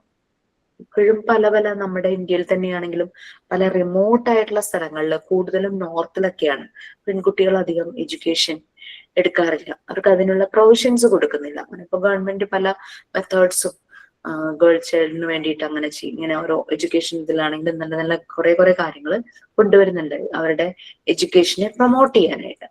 മറിയയുടെ കാലഘട്ടത്തിൽ സ്ത്രീകൾ പൊതുവെ വിദ്യാഭ്യാസം വളരെ കുറവായിരുന്നു. ആരും ഹയർ ലെവലിലേക്കൊന്നും പഠിച്ചു പോകാറില്ല. പക്ഷെ മറിയയുടെ പാരന്റ്സ് ഭയങ്കര ഫാസ്റ്റ് ഫോർവേഡ് ആയിരുന്നു. അവർക്ക് മറിയെ എങ്ങനെയെങ്കിലും അവരെ പഠിപ്പിക്കണം എന്ന് ആഗ്രഹം ഉണ്ടായിരുന്നു. മറിയയ്ക്ക് പഠിക്കണം എന്നും ആഗ്രഹമുള്ള കുട്ടിയായിരുന്നു. അങ്ങനെ മറിയ ആദ്യം ജോയിൻ ആവുന്നത് ടെക്നിക്കൽ സൈഡിലാണ്, എഞ്ചിനീയറിംഗ് പോലെ ടെക്നിക്കൽ സൈഡിലാണ്. മറിയയ്ക്ക് പക്ഷെ അതിനോട് വലിയ താല്പര്യം തോന്നിയില്ല. അങ്ങനെ അവിടെ നിന്നും മെഡിക്കൽ സൈഡിലേക്ക് മാറുകയാണ് ചെയ്യുക, നമ്മുടെ MBBS പറയുന്ന പോലെ തന്നെ. അപ്പൊ അവിടെ മറിയ ഫേസ് ചെയ്ത ഒരു ചലഞ്ച് എന്ന് പറഞ്ഞു കഴിഞ്ഞാൽ, മറിയ ഒരു പെൺകുട്ടി മാത്രമേ ഉണ്ടായിരുന്നുള്ളൂ, ബാക്കി മുഴുവനും ബോയ്സ് ആയിരുന്നു. അപ്പൊ മെഡിക്കൽ ഫീൽഡിൽ പഠിക്കുന്ന കുട്ടികളുടെ ഒരു മെയിൻ സബ്ജക്റ്റാണ് അനാട്ടമി. ഒരു ഹ്യൂമൻ ബീയിങ്ങിന്റെ അതായത് മനുഷ്യ ശരീരത്തിന്റെ എല്ലാ ഭാഗങ്ങളെ കുറിച്ചും പഠിക്കുക എന്നുള്ളത് അല്ലെ, ഇന്റേണൽ ആയിട്ടും എക്സ്റ്റേണൽ ആയിട്ടുള്ള പാർട്സിനെ കുറിച്ച് പഠിക്കും. അപ്പൊ അതുകൊണ്ട് അനാട്ടമി ലാബില് നിറയെ ഡെഡ് ബോഡീസ് ഉണ്ടായിരുന്നു, കോപ്സ്, കെഡാവർ എന്നൊക്കെ പറയുന്ന പോലെ അല്ലെ, നിറയെ ഡെഡ് ബോഡീസ് ഉണ്ടായിരുന്നു. അപ്പൊ ഇവര് പഠിക്കുന്ന ലാബില് അവര് കാര്യങ്ങൾ പഠിക്കുന്ന സമയത്ത് നേക്കഡ് ആയിട്ടായിരിക്കും ഈ ബോഡീസ് ഇടുക. അപ്പം ആൺകുട്ടികൾ ഇങ്ങനെ ഓരോന്ന് കളിയാക്കി അടക്കം പറഞ്ഞ് ചിരിക്കും. അപ്പൊ അതെല്ലാം മറിയ ഫേസ് ചെയ്തു. മറിയ ചെറുപ്പായിരുന്നല്ലോ, 17-18 ഇയേഴ്സ് അത്രേ ആയിട്ടുണ്ടായിരുന്നു കാണുള്ളൂ. മറിയ അതെല്ലാം ഫേസ് ചെയ്തൊരു ചലഞ്ചായിരുന്നു. അത്രയും വിഷമിച്ച് അവിടെ നിന്നിട്ടാണ് മറിയ കാര്യങ്ങളെല്ലാം പഠിച്ചത്. അങ്ങനെ അവർ വളരെ സക്സസ്ഫുള്ളി കോഴ്സ് കംപ്ലീറ്റ് ചെയ്യുന്നു. അവർക്ക് കുട്ടികളുടെ ഡെവലപ്മെന്റിൽ കാര്യങ്ങൾ ചെയ്യാനായിരുന്നു താല്പര്യം. അങ്ങനെ അവർ അതിനകത്ത് കുറെ റിസർച്ച് ചെയ്തു, കുറെ സ്റ്റഡി ചെയ്തു, കുറെ ഒബ്സർവ് ചെയ്തു, കുട്ടികളുടെ രീതികൾ കുറെ ഒബ്സർവ് ചെയ്തു. അങ്ങനെ അവർ ചെയ്തുകൊണ്ടിരിക്കുന്ന സമയത്ത് ഇവർക്ക് ഈ ഒരു രീതിയിൽ കുട്ടികളുടെ ഡെവലപ്മെന്റ്, കുട്ടികളുടെ സൈക്കോളജി മനസ്സിലാക്കുന്ന കാര്യത്തിൽ ആ ഒരു സമയത്ത് ഉണ്ടായിരുന്ന ചില സൈക്കോ അനലിസ്റ്റുകളുടെ ഒബ്സർവേഷൻസും റിസർച്ചും സ്റ്റഡീസും വളരെയധികം ഹെൽപ്പ് ചെയ്തു. നമ്മൾ ഓൾറെഡി പാർട്ട് 2 പറഞ്ഞു പോയിട്ടുണ്ടാവും. അതെല്ലാം ജീൻ പിയാജറ്റ്, വിഡോസ്കി, പിന്നെ എറിക് എറിക്സൺ, സിഗ്മണ്ട് ഫ്രോയിഡ്, ഇവരുടെ എല്ലാം കോൺട്രിബ്യൂഷൻസ് മറിയ ഒത്തിരി ഇൻഫ്ലുവൻസ് ചെയ്തിരുന്നു. മനസ്സിലാക്കാനായിട്ട് പറ്റി. കൂടുതലും ചൈൽഡ് ഡെവലപ്മെന്റിനെ കുറിച്ചും കുട്ടികളുടെ ബിഹേവിയറെ കുറിച്ചും എല്ലാം മനസ്സിലാക്കി. അങ്ങനെ മറിയയ്ക്ക് മനസ്സിലാവുകയാണ് ഈ കുട്ടികളില് ഒരു സർട്ടൻ ഏജിൽ നമ്മൾ കാര്യങ്ങൾ പ്രൊവൈഡ് ചെയ്ത് കഴിഞ്ഞാൽ, നമ്മൾ മലയാളത്തിൽ കേട്ടിട്ടുണ്ടല്ലേ ചൊട്ടയുടെ ശീലം ചുടല വരെയെന്ന്. അപ്പൊ ചെറുപ്പകാലത്തിൽ അവരെ എന്താണോ നമ്മൾ ശീലിപ്പിക്കുന്നത് അത് അവരൊരു അഡൾട്ടായി വലിയ പ്രായമായി കഴിഞ്ഞാലും അത് അവരുടെ ഉള്ളിൽ തന്നെ ഉണ്ടാകും. ഡിമെൻഷ്യയൊക്കെ വേറൊരു കേസ്, അതൊരു കണ്ടീഷൻ ആണല്ലോ. അതല്ല, നോർമലി അതങ്ങനെയാണ് എന്നുള്ള രീതിയിൽ മറിയയ്ക്ക് മനസ്സിലായി. പിന്നെ വേറെയും ചില കാര്യങ്ങൾ മറിയെ വല്ലാതെ അസ്വസ്ഥമാക്കിയിട്ടുണ്ടായിരുന്നു. എന്ന് വെച്ചാല് മറിയ ജീവിച്ചിരുന്ന കാലഘട്ടത്തിലാണ് നമ്മളുടെ 2 വേൾഡ് വാറും നടന്നത്, ലോകമഹായുദ്ധങ്ങൾ. 1-ാം ലോകമഹായുദ്ധം, 2-ാം ലോകമഹായുദ്ധം. അപ്പോ യുദ്ധം എന്ന് പറഞ്ഞാൽ അത്ര സുഖമുള്ള പരിപാടിയല്ലല്ലേ. വിഷമകരമായ കാര്യങ്ങളാണ് യുദ്ധത്തിന്റെ ഔട്ട്കം എന്ന് പറയുന്നത് നടക്കുന്നത്. ഈ യുദ്ധങ്ങള് 1 ദിവസമോ 2 ദിവസമോ ആഴ്ചകളോ മാസങ്ങളോ ആയിരുന്നില്ല, വർഷങ്ങൾ നീണ്ടു നിന്ന ഒരു യുദ്ധമായിരുന്നു. എന്തിനു വേണ്ടിയുള്ള യുദ്ധമായിരുന്നു? ഒരു കൺട്രിക്ക് ഭയങ്കര സ്ട്രോങ് ആയി വരണം, അതിന് മറ്റ് കൺട്രികളെ വെട്ടിപ്പിടിക്കുന്ന ഒരു രീതിയായിരുന്നു. അപ്പോ 2 സൈഡിലും ഉള്ള ആൾക്കാരെ സപ്പോർട്ട് ചെയ്യാൻ കൊച്ചു കൊച്ചു രാജ്യങ്ങൾ അവരുടെ കൂടെ നിൽക്കുന്നു. ആ ഒരു രീതിയിലായിരുന്നു ഈ ബാറ്റിൽ നടന്നത്. മറിയ നോക്കിയപ്പോൾ യുദ്ധം ചെയ്യുന്നത് ആരായിരിക്കും ശരിക്കും? എപ്പോഴും പ്രായമായ ആൾക്കാരൊന്നുമല്ലല്ലോ, യുവതലമുറയാണ് യുദ്ധത്തിന് വരുന്നത്. നമുക്കറിയാം മിലിറ്ററിന്നും അതുപോലെ തന്നെ എയർഫോഴ്സ് അങ്ങനെയുള്ള കാര്യങ്ങളിലൊക്കെ റിട്ടയർ ആവുന്ന പ്രായം, അതായത് നല്ല ഒരു യൂത്ത് ആയിരിക്കുന്ന സമയമാണ് സർവീസ് അവിടെ ചെയ്യുന്നത്. അത് കഴിയുമ്പോഴേക്കും പിന്നെ റിട്ടയർമെന്റ് ആണ്. അപ്പൊ യുവതലമുറയാണ് യുദ്ധം ചെയ്യുന്നത്. അപ്പൊ ഒരു യുദ്ധത്തിൽ നഷ്ടപ്പെടുന്നത് മുഴുവനും ആ യുവതലമുറയാണ്. അങ്ങനെയാകുമ്പോൾ അവരുടെ ഫാമിലിക്കാണ് ലോസ് വരുന്നത്. കുട്ടികൾക്ക് അച്ഛൻ നഷ്ടപ്പെടുന്നു, ഭാര്യയ്ക്ക് ഭർത്താവിന് നഷ്ടപ്പെടുന്നു, പാരൻസിന് മകനെ നഷ്ടപ്പെടുന്നു. അങ്ങനെ അങ്ങനെ അങ്ങനെ നഷ്ടങ്ങളാണ് എല്ലാം എന്ന് നോക്കുമ്പോൾ. പിന്നെ അത് മാത്രമല്ല, യുദ്ധം നടക്കുന്ന ഏരിയയിലെ സമ്പദ് വ്യവസ്ഥ നശിക്കുന്നു. യുദ്ധം കാരണം ഉണ്ടാകുന്ന നാശനഷ്ടങ്ങൾ കാരണം കുറെ പേര് രോഗികളാവുന്നു, കുറെ പേര് ഹാൻഡിക്യാപ്ഡ് ആവുന്നു, കുറെ പേർക്ക് വീട് നഷ്ടപ്പെടുന്നു, കുറെ പേർക്ക് ഉറ്റവരും ഉടയവരൊക്കെ നഷ്ടപ്പെടുന്നു. ഇതെല്ലാം മറിയ ഭയങ്കര വേദന ഉണ്ടാക്കി. അപ്പോ മറിയ അങ്ങനെ എയിം ചെയ്യുവാണ്. മറിയയുടെ നാട്ടിൽ മാത്രമല്ല, ലോകം മുഴുവനും, ഹോൾ വേൾഡില് നല്ല സന്തോഷവും സമാധാനവും സുഖവും എല്ലാം കൊണ്ടുവരണം. അതിനു വേണ്ടിയിട്ട് യുവതലമുറയെ പറഞ്ഞ് മനസ്സിലാക്കാൻ പറ്റില്ല. കാരണം നമ്മൾ പറയില്ലേ, കതിരിന്മേൽ പോയി വളം വെച്ചിട്ട് കാര്യമില്ലെന്ന്. അത് താഴേന്ന് തുടങ്ങണം. ചെറിയ കുട്ടികളിൽ ഈ നന്മയുടെ വിത്തുകൾ, അതായത് ഈ ഒരു positive nutrients, love, empathy, care, concern, affection, അങ്ങനെയുള്ള കാര്യങ്ങളെല്ലാം ചെറിയ കുട്ടികൾക്ക് നമ്മൾ പ്രൊവൈഡ് ചെയ്ത് കൊടുത്തു കഴിഞ്ഞാൽ അവർ അഡൾട്ട് ആവുമ്പോഴും അവരുടെ ഉള്ളില് അത് തന്നെ ഉണ്ടാവും. ചൊട്ടയിലെ ശീലം ചുടല വരെ എന്നുള്ള രീതിയിൽ അങ്ങനെ ഒരു ഹാർമോണിയസ് ആയിട്ടുള്ള വേൾഡ് ക്രിയേറ്റ് ചെയ്യാം. ഇതായിരുന്നു മറിയയുടെ എയിം. അപ്പൊ അതിനു വേണ്ടി കുട്ടികളെ പ്രാപ്തരാക്കുക. അപ്പൊ കുറെ ആക്ടിവിറ്റീസ് മറിയ അങ്ങനെ ഡിസൈൻ ചെയ്തു. അപ്പൊ മറിയ കുട്ടികളുടെ കാര്യങ്ങളുടെ ഇന്റർവെൻഷൻ നടത്തുന്നത് കാരണം ഒരു 60-65ഓളം സ്പെഷ്യൽ കുട്ടികളുള്ള ഒരു ഗ്രൂപ്പിലേക്ക്, ഒരു ഹോസ്പിറ്റലിൽ തന്നെ മറിയ അങ്ങോട്ട് അപ്പോയിന്റ് ചെയ്തിട്ടുണ്ടായിരുന്നു. അപ്പൊ മറിയ ചെയ്ത പല ആക്ടിവിറ്റീസും മറിയ ഈ കുട്ടികളിലാണ് അപ്ലൈ ചെയ്തത്. അപ്പോ സ്പെഷ്യൽ കിഡ്സ് എന്ന് പറഞ്ഞാൽ നമുക്കറിയാം, നമുക്ക് 5 സെൻസസ് ഉണ്ട് അല്ലെ. ഈ സ്പെഷ്യൽ കിഡ്സിന് എല്ലാ സെൻസും ഷാർപ്പ് ആകണമെന്നില്ല. അവിടെ എല്ലാ ഡെവലപ്മെന്റ് ഏരിയയും ഒരുപോലെ ഡെവലപ്പ് ആകണമെന്നില്ല. ചിലർക്ക് ഫിസിക്കലി ഡിസബിലിറ്റീസ് ഉണ്ടാകും, ചിലർക്ക് അതായത് വിഷൻ പ്രോബ്ലം ഉണ്ടാവും, ഫുള്ളി ബ്ലൈൻഡ് ആകാം, പാർഷ്യലി ബ്ലൈൻഡ് ആവാം, ഫുള്ളി ഡെഫ് ആകാം, പാർഷ്യലി ഡെഫ് ആകാം, സംസാരിക്കാൻ പറ്റാത്ത അവസ്ഥ ഉണ്ടാകും, പിന്നെ വിരലുകള് ഇല്ലാത്തവരും, അങ്ങനെ പല രീതിയിലും ഹാൻഡിക്യാപ്ഡ് ആയിട്ടുള്ള ആൾക്കാരും ഉണ്ടാകാം, കാലിന് പ്രശ്നമുള്ളവരുണ്ടാകാം. പിന്നെ ഇവരുടെ കോഗ്നിറ്റീവ് ഡെവലപ്മെന്റ് വളരെ മുരടിച്ചു പോയ അവസ്ഥയിലുള്ളവരുണ്ടായിരിക്കും, വളരെ ലോ, അവർക്ക് തന്നെ കാര്യങ്ങൾ ചെയ്യാൻ പറ്റാതെ വരിക, ഇമോഷണൽ ഡെവലപ്മെന്റ് ഉണ്ടാകാതിരിക്കുക, അവർക്ക് ഇമോഷൻസ് മനസ്സിലാകാതെ വരിക, സോഷ്യൽ ഡെവലപ്മെന്റ്, ആളുകളുമായി സോഷ്യലൈസ് ചെയ്യാത്ത ക്യാരക്ടറുകൾ, അങ്ങനെ പല ഏരിയയിലും ഇവർക്ക് ഡിസബിലിറ്റീസ് ഉണ്ട്, ഒരു സ്പെഷ്യൽ കിഡാണ്. അപ്പൊ അവരിൽ ഈ ആക്ടിവിറ്റീസ് മറിയ അപ്ലൈ ചെയ്തപ്പോൾ നല്ല റിസൾട്ട് വന്നു. മറിയ ചിന്തിക്കുവാണ്, ഞാനിപ്പോ നോർമൽ കുട്ടികളിൽ ഇത് കൊടുക്കുവാണെങ്കിൽ നല്ല റിസൾട്ട് ആയിരിക്കുമല്ലോ. മറിയയുടെ ഈ ആക്ടിവിറ്റീസ് ഒക്കെ കണ്ടിട്ടായിരിക്കാം അവിടുത്തെ ഇറ്റലിയിലെ ഒരു സ്ലം ഏരിയ, സാൻ ലോറൻസോ എന്നൊരു സ്ലം ഏരിയ ഉണ്ട്. ഈ സ്ലം ഏരിയയിലെ local authority, may be mayor ഒക്കെ ആവുള്ളൂ, അവര് മറിയ അപ്രോച്ച് ചെയ്യുവാണ്. ഈ സ്ലം ഏരിയയിലെ കുട്ടികൾക്ക് വേണ്ടിയിട്ട് ഒരു ഡേ കെയർ സെന്റർ തുടങ്ങാനായിട്ട്, ക്രഷ് പോലെ. അപ്പൊ ഈ സ്ലം ഏരിയ എന്ന് പറഞ്ഞാൽ നമുക്കറിയാം, അവിടെ ഹൈജീൻ വളരെ പൂറായിരിക്കും. പിന്നെ അതുപോലെ തന്നെ അവിടെ ഈ പാരന്റ്സ് അന്നത്തെ അന്നത്തിന് വേണ്ടിയിട്ട് രാവിലെ എന്തെങ്കിലും ജോലിക്ക് പോകും, വൈകുന്നേരം ഒത്തിരി ലേറ്റ് ആയിട്ടായിരിക്കും വരുന്നത്. അപ്പൊ ഈ കുട്ടികള് ആ ഒരു ഏരിയയിലൂടെ ഭയങ്കര മോശമായിട്ടായിരിക്കും ജീവിക്കുന്നത്. അതായത് സ്കൂളിൽ പോകുന്നുണ്ടാവില്ല, അതുപോലെ തന്നെ ഹൈജീൻ ഉണ്ടാവില്ല, സമയത്ത് കുളിക്കൂ, അങ്ങനെ കാര്യങ്ങളൊന്നും ഉണ്ടാവില്ല. പിന്നെ മറ്റു കുട്ടികളുമായിട്ട് വഴക്കുണ്ടാക്കും, ഭയങ്കര വയലന്റ് നേച്ചറും ഡിസ്ട്രോയിങ് നേച്ചറൊക്കെ ആയിരിക്കും. അപ്പൊ ഈ കുട്ടികൾക്ക് വേണ്ടിയിട്ടാണ് ലോക്കൽ അതോറിറ്റി മറിയോട് ഇങ്ങനൊരു ഡേ കെയർ അല്ലെങ്കിൽ ക്രഷ് പോലെ ചെയ്യാനായിട്ട് പറയുന്നത്. അങ്ങനെ മറിയ മോണ്ടെസോറി ആദ്യമായിട്ട് ഇറ്റലിയിലെ സാൻ ലൊറൻസോയിലാണ് ഒരു മോണ്ടെസോറി സ്കൂള് സ്റ്റാർട്ട് ചെയ്യുന്നത്. മറിയ മോണ്ടെസോറി അതിനെ കാസാഡെ ബാംബിനി എന്നാണ് പേരിട്ട് വിളിച്ചത്. മറിയ മോണ്ടെസോറിക്ക് അത് സ്കൂൾ എന്നൊന്നും പറയാൻ ഇഷ്ടമല്ലായിരുന്നു. കാസാഡെ ബാംബിനി എന്ന് പറയുന്നത് ഒരു ഇറ്റാലിയൻ വേർഡാണ്. അതിന്റെ മീനിങ് ചിൽഡ്രൻസ് ഹൗസ്, കുട്ടികളുടെ ഒരു സെക്കൻഡ് ലൈഫ്, അല്ലെ അവരുടെ ഫസ്റ്റ് ലൈഫ് എന്ന് പറയുന്നത് വീട്ടിലാണ്. അവർക്കൊരു സെക്കൻഡ് ലൈഫ് കിട്ടുന്ന ഒരു സ്ഥലമായിരിക്കണം അവരുടെ സ്കൂൾ എന്ന് പറയുന്നത്. അങ്ങനെയാണ് കാസാഡെ ബാംബിനി ആദ്യത്തെ മോണ്ടെസോറി സ്കൂള് സ്റ്റാർട്ട് ചെയ്യുന്നത്.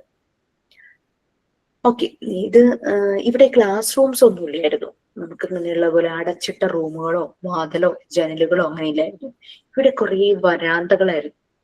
എല്ലാം ചൈൽഡ് സൈസ്ഡ് ആയിരുന്നു, ചൈൽഡ് ഫ്രണ്ട്ലി ആയിട്ടുള്ള ഒരു എൻവയോൺമെന്റ് ആയിരുന്നു, വളരെ അട്രാക്റ്റീവ് ആയിരുന്നു. നമ്മൾ കണ്ടിട്ടില്ല ഇപ്പൊ സ്കൂളുകളിലൊക്കെ പുതിയ അക്കാദമിക് ഇയർ സ്റ്റാർട്ട് ചെയ്യുമ്പോഴേക്കും അവിടെ പ്രത്യേകിച്ചും KG സെഷനിൽ ഭയങ്കര കളർഫുൾ ആയിട്ടൊക്കെ പെയിന്റ് ചെയ്ത് അതില് ഭിത്തിയിൽ എന്തെങ്കിലും ഒക്കെ വരച്ച് ചില കാർട്ടൂൺ ക്യാരക്ടേഴ്സ് അങ്ങനെയൊക്കെ വരച്ച് അങ്ങനെയൊക്കെ ചെയ്യല്ലേ കുട്ടികളെ അട്രാക്ട് ചെയ്യാനായിട്ട്. അതുപോലെ ഈ കാസാഡെ ബാംബിനിയിലും എല്ലാം വളരെ ബ്യൂട്ടിഫുൾ ആയിട്ടാണ് അറേഞ്ച് ചെയ്തത്. എല്ലാം ചൈൽഡ് സൈസ്ഡ് ആയിരുന്നു. ഡെസ്ക്, ബെഞ്ച്, ടേബിള് എല്ലാം കുട്ടികൾക്ക് ആക്സസ് ചെയ്യാൻ പറ്റുന്ന രീതിയിലായിരുന്നു. പിന്നെ ഓപ്പൺ ഷെൽഫുകളായിരുന്നു, ഒരു ഷെൽഫും ക്ലോസ്ഡ് ആയിരുന്നില്ല. ഓരോ മെറ്റീരിയൽസും ഈ ഷെൽഫിൽ അതാത് സ്ഥാനത്ത് വെച്ചിട്ടുണ്ടായിരുന്നു. കുട്ടികൾക്ക് ഏതാണോ ചെയ്യാൻ ആഗ്രഹം അവർക്ക് തന്നെ പോയി എടുത്തുകൊണ്ട് വരാം, കാരണം ചൈൽഡ് സൈസ്ഡ് ആണല്ലോ. അപ്പൊ ആ ഒരു രീതിയിലാണ് മറിയ ഈ മോണ്ടെസോറി എൻവയോൺമെന്റ് പ്രിപ്പയർ ചെയ്തത്. ഈ മോണ്ടെസോറി എൻവയോൺമെന്റിനെ മറിയ 5 ഏരിയ ആയിട്ട് ഡിവൈഡ് ചെയ്തിട്ടുണ്ട്. ആ 5 ഏരിയ ആണ് നിങ്ങളുടെ മോഡ്യൂൾ 3-ലെ 5 പാർട്സ്. 5 ഏരിയ ആയിട്ട് ഡിവൈഡ് ചെയ്തിട്ടുണ്ട്. ഈ ഓരോ ഏരിയയിലും നോക്കുമ്പോൾ കുട്ടികൾ ഓരോ ആക്ടിവിറ്റീസ് ചെയ്യുമായിരിക്കും. അതായത് അവർ ഗെയിം ചെയ്യുന്ന പോലെയാണ് ചെയ്യുന്നത്, പക്ഷെ ആക്ച്വലി അവരവിടെ വർക്ക് ചെയ്യുകയാണ്. അതിലൂടെ അവർ ഓരോ കാര്യങ്ങൾ പഠിക്കുക. കുട്ടി ആൽഫബറ്റ്സ് പഠിക്കുന്നു, നമ്പേഴ്സ് പഠിക്കുന്നു, കൗണ്ട് ചെയ്യാൻ പഠിക്കുന്നു, അരിത്തമെറ്റിക് ഓപ്പറേഷൻസ് ആയ അഡീഷൻ, സബ്ട്രാക്ഷൻ, മൾട്ടിപ്ലിക്കേഷൻ, ഡിവിഷൻ എല്ലാം ഈ ആക്ടിവിറ്റിയിലൂടെയാണ് പഠിക്കുന്നത്. അതാണ് മോണ്ടെസോറി എൻവയോൺമെന്റിന്റെ ഒരു പ്രത്യേകത. അവിടെ ഫോഴ്സ്ഫുള്ളി ഒന്നും ചെയ്യുന്നില്ല. പിന്നെ ഇവിടെ 3 ഇയർ ഏജ് സ്പാൻ ആണ്. അതായത് 3 വയസ്സ് തുടങ്ങി 6 വയസ്സ് വരെയുള്ള കുട്ടികൾ ഈ ഒരു എൻവയോൺമെന്റിൽ ഉണ്ടാകും. നമ്മുടെ സാധാരണ സ്കൂളുകളിൽ എങ്ങനെയാ LKG അഡ്മിഷൻ എടുക്കുമ്പോഴേ മാൻഡേറ്ററി ആയിട്ട് പറയും 4 വയസ്സ് പൂർത്തിയായിരിക്കണം. ഒരേ ഏജിലുള്ള കുട്ടികളായിരിക്കും. ഇവിടെ ഒരു വെർട്ടിക്കൽ ഏജ് ഗ്രൂപ്പിംഗ് ആണ്, മിക്സഡ് ഏജ്, 3 to 6 ഇയേഴ്സിന്റെ ഒരു മിക്സഡ് ഏജ്. അങ്ങനെ ആ കുട്ടികളെ അവിടെ കൊണ്ടുവരുന്നു. ഈ സ്ലം ഏരിയയിലെ സാൻ ലോറൻസോയിലെ കുട്ടികളെ അവിടെ കൊണ്ടുവരികയാണ്. തുടക്കത്തിൽ അവർ ഭയങ്കര വയലന്റ് നേച്ചറായിരുന്നു, ഭയങ്കരമായ ഡിസ്റ്റർബ് ചെയ്യുന്ന ക്യാരക്ടറായിരുന്നു, ഡിസ്ട്രോയിങ് നേച്ചറായിരുന്നു, കൈ കിട്ടുന്നതൊക്കെ വലിച്ചെറിയാൻ നശിപ്പിക്കുക, ആ ഒരു രീതിയായിരുന്നു, ഹൈജീൻ ഇല്ലായിരുന്നു. പക്ഷേ ആ ഒരു എൻവിയോൺമെന്റിലൂടെ അവരിങ്ങനെ ഓരോ ആക്ടിവിറ്റീസ് ചെയ്ത് അങ്ങനെ അവര് പതുക്കെ ഈ എല്ലാ കാര്യത്തിലും മുൻപന്തിയിലാവുക, അവർ നോർമലൈസ്ഡ് ആകുവാണ്. ഹൈജീൻ കാര്യമാണെങ്കിലും കാര്യങ്ങൾ പഠിക്കുന്ന കാര്യത്തിലാണെങ്കിലും ക്രിയേറ്റീവായിട്ട് കാര്യങ്ങൾ ചെയ്യുന്നതിലൊക്കെ അവരൊന്നും മുൻപന്തിയിലാകും. അപ്പൊ അങ്ങനെ അത് നല്ലൊരു റിസൾട്ട് വരുന്നു. അപ്പൊ മറിയയ്ക്ക് മനസ്സിലായി ഈ ഒരു സ്കൂളിൽ മാത്രമായിട്ട് എൻ്റെ ഈ ഒരു മെത്തേഡ് അങ്ങ് നിന്നു പോകരുത്, ലോകം മുഴുവനും എനിക്കിത് പ്രചരിപ്പിക്കണം. അങ്ങനെയാണല്ലോ വലിയ ഗ്രേറ്റ് ആൾക്കാർ, അങ്ങനെയാണല്ലോ എല്ലാവർക്കും പ്രൊവൈഡ് ചെയ്യണം, എന്നാലാണ് ഇതിനൊരു കംപ്ലീഷൻ കിട്ടുള്ളൂ. അങ്ങനെയുള്ള രീതിയിൽ മറിയ ഇരിക്കുമ്പോൾ മറിയ പോകേണ്ട വന്നില്ല. മിക്ക രാജ്യങ്ങളും ഇവരുടെ ഈ ഒരു മെത്തേഡിൽ ഇംപ്രസ്ഡ് ആയിട്ട് അവരെല്ലാം മറിയെ വിളിക്കുവാണ് അവരുടെ സ്ഥലത്തേക്ക്. അങ്ങനെ പലയിടത്തും പോകുന്നു, കോൺഫറൻസ് നടത്തുന്നു, ഈ ഒരു മെത്തേഡിന് ഭയങ്കര പ്രചാരം കൊടുക്കുന്നു. മറിയയ്ക്ക് മനസ്സിലായി മറിയ ഒരാളല്ല ഈ മെത്തേഡ് അറിഞ്ഞിരിക്കേണ്ടത്. അപ്പൊ അതിന് വേണ്ടിയിട്ടുള്ള ഫെസിലിറ്റേറ്റർമാരെ ട്രെയിൻ ചെയ്യാനും മറിയ തുടങ്ങി. അങ്ങനെ മറിയ ട്രാവൽ ചെയ്ത് നമ്മളുടെ ഇന്ത്യയിലും വന്നിട്ടുണ്ട്. ഗാന്ധിജിയുള്ള സമയമായിരുന്നു. എന്നിട്ട് നമ്മുടെ അംഗൻവാടികളിലെല്ലാം ഈ ഒരു ആക്ടിവിറ്റികൾ ഒക്കെ കുറെയൊക്കെ ചെയ്യിക്കുന്നുണ്ട്. മറിയ മോണ്ടിസോറി ഡിസൈൻ ചെയ്ത പല ആക്ടിവിറ്റീസും. അങ്ങനെ ആ ഒരു രീതിയിലായിരുന്നു മോണ്ടിസോറി മെത്തേഡ് അങ്ങനെ ഒരു പോപ്പുലർ ആയിട്ട് മാറുവാണ്. അങ്ങനെ പല കൺട്രീസിൽ നിന്നൊന്നും മറിയയ്ക്ക് കോള് വരുന്നു. എല്ലായിടത്തും പോയി ഇത് മറിയയുടെ മേൽനോട്ടത്തിൽ എല്ലാ കാര്യങ്ങളും ചെയ്യുന്നു. പുതിയ പുതിയ ടീച്ചേഴ്സിന് വേണ്ടിയിട്ടുള്ള സെക്ഷൻസ് കൊടുക്കുന്നു, ട്രെയിനിങ് കൊടുക്കുന്നു. അങ്ങനെ ടീച്ചർമാരായി അവരെ ഇങ്ങനെ പലയിടത്തേക്ക് ആയിട്ട് അവരും ജോബിന് പോകാനായിട്ട് തുടങ്ങി. പക്ഷെ മറിയ ഇറ്റലിക്കാരിയാണല്ലോ. ഇറ്റലിയിലും അതുപോലെ തന്നെ ജർമ്മനിയിലും ഈ മെത്തേഡ് ആദ്യം ഒന്ന് വെൽക്കം ചെയ്തു. ആ സമയത്ത് അഡോൾഫ് ഹിറ്റ്ലറും മുസോളിനി, ഇറ്റലിയില് മുസോളിനി അല്ലെ, ജർമ്മനിയിൽ അഡോൾഫ് ഹിറ്റ്ലർ, രണ്ടുപേരും ഓട്ടോക്രാറ്റിക് റൂളേഴ്സ് ആണ്. അവർക്ക് രാജ്യങ്ങൾ വെട്ടിപ്പിടിച്ച് സ്വന്തമാക്കുക എന്നല്ലാതെ വേറൊരു ഉദ്ദേശമില്ല. അതിനുവേണ്ടി എത്ര ക്രൂരത ചെയ്യാനും അവർ തയ്യാറാണ്. ഹിറ്റ്ലറൊക്കെ ചെയ്തിട്ടുള്ള ക്രൂരതയെ പറ്റി നമ്മൾ കേട്ടിട്ടുണ്ടാവും. സെയിം തന്നെയാണ് മുസോളിനിയും ചെയ്തിരുന്നത്. അപ്പോ അവരാദ്യം ഇതിനെ വെൽക്കം ചെയ്തു. അങ്ങനെ ഇറ്റലിയിലും ജർമ്മനിയിലും ഒക്കെ സ്കൂൾസ് എല്ലാം സ്റ്റാർട്ട് ചെയ്തു. ഈ മെത്തേഡ് ഭയങ്കരമായിട്ട് പോപ്പുലർ ആവാൻ തുടങ്ങി. പക്ഷേ ഈ പറയുന്ന മുസോളിനിയുടെയും ഹിറ്റ്ലറിന്റെയും ഉദ്ദേശം ആളുകളെ എങ്ങനെയായാലും നശിപ്പിച്ചാലും വേണ്ടില്ല, അവർക്ക് ഇതുപോലെ സ്ഥലങ്ങൾ കയ്യേറണം എന്നായിരുന്നു. അപ്പൊ അവരെ സംബന്ധിച്ച് മറിയയുടെ എയിം അവരുടെ ഈ യാത്രയ്ക്ക് തടസ്സവും. മറിയ എന്താ, ലോകം മുഴുവനും സന്തോഷവും സമാധാനവും കെയറും ഒരു ഹാപ്പിനെസ്, ഹാർമോണിയസ് ആയിട്ടുള്ള ഒരു വേൾഡ് ക്രിയേറ്റ് ചെയ്യുക എന്നുള്ളതായിരുന്നില്ലേ മറിയയുടെ ഉദ്ദേശം. അത് നടക്കില്ല എന്ന് ഇവർക്ക് മനസ്സിലായി. അങ്ങനെ ഇറ്റലിയിലും ജർമ്മനിയിലും ഈ സ്കൂൾസ് ക്ലോസ് ചെയ്യുന്നു, അത് ബാൻ ചെയ്യുവാണ് ഈ മെത്തേഡ്. കുറച്ചു കഴിയുമ്പം ഹിറ്റ്ലർക്കും മുസോളിനിക്കും അധപതനം സംഭവിച്ചു. അവർ രണ്ടുപേരും ഡെത്ത് സംഭവിക്കുകയാണ്. അങ്ങനെ വീണ്ടും എല്ലായിടത്തു നിന്നും മറിയയ്ക്ക് വീണ്ടും കോള് വരുന്നു, ഈ സ്കൂള് ഈ മെത്തേഡ് സ്റ്റാർട്ട് ചെയ്യണം, മെത്തേഡിന് പ്രാക്ടീസ് കൊടുക്കണം എന്നുള്ള രീതി. ഇതാണ് നമ്മുടെ മറിയ മോണ്ടിസോറി എങ്ങനെയാണ് മോണ്ടിസോറി മെത്തേഡ് കൊണ്ടുവന്നെന്നും അതിന് പുറകിലുണ്ടായ കാരണങ്ങളും അതിന്റെ റിസൾട്ടും അങ്ങനെയുള്ള കാര്യങ്ങളൊക്കെ ആണ് ഞാൻ പറഞ്ഞത്. ഇനി നമ്മൾ യൂണിറ്റ് 3ലേക്ക് പോവുകയാണ്. That is low of natural development. നിങ്ങൾ ചുറ്റും നോക്കിയാൽ കാണാം, ഈ അനിമൽ ബേബീസും ഹ്യൂമൻ ബേബീസും അവരുടെ തമ്മിലുള്ള വ്യത്യാസം എന്താ?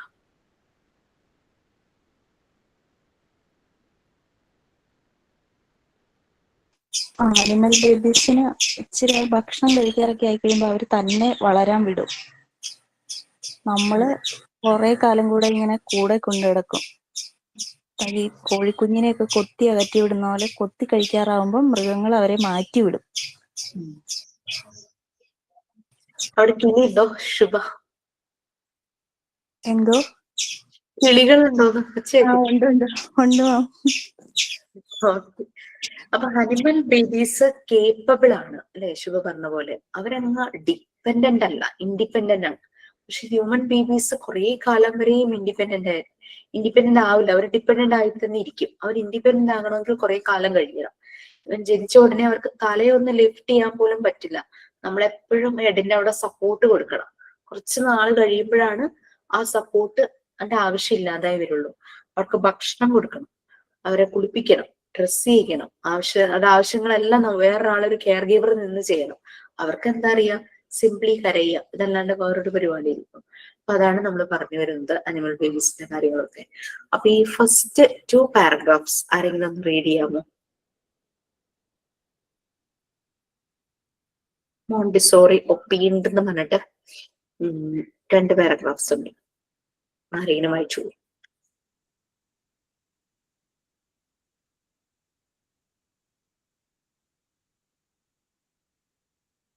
ആരും റീഡ് ചെയ്യാൻ മടിയാണ്.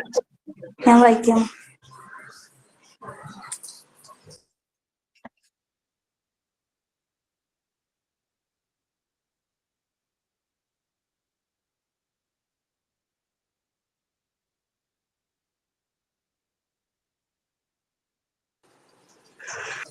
Dr. Maria Montessori, the founder of the Montessori method of education, was an Italian physician and educator.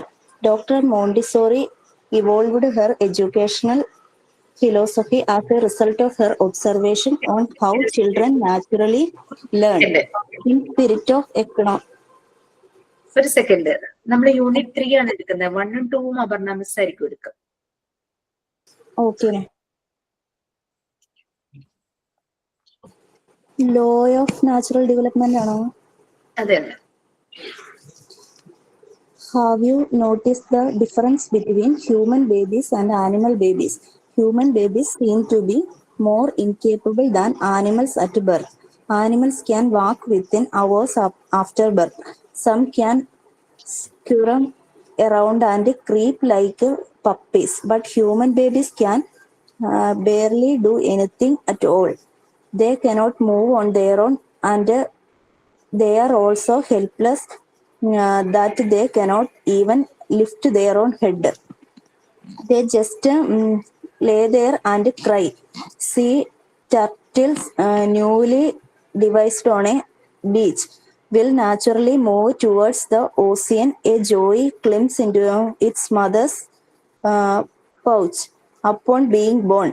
Why are we born like this? It is because the animals have special aptitude which help them for their development. In the human child, insects has withdrawn to give place to something higher to the brilliance and will of man. Animals have merely to active their instincts towards their specified behavior and their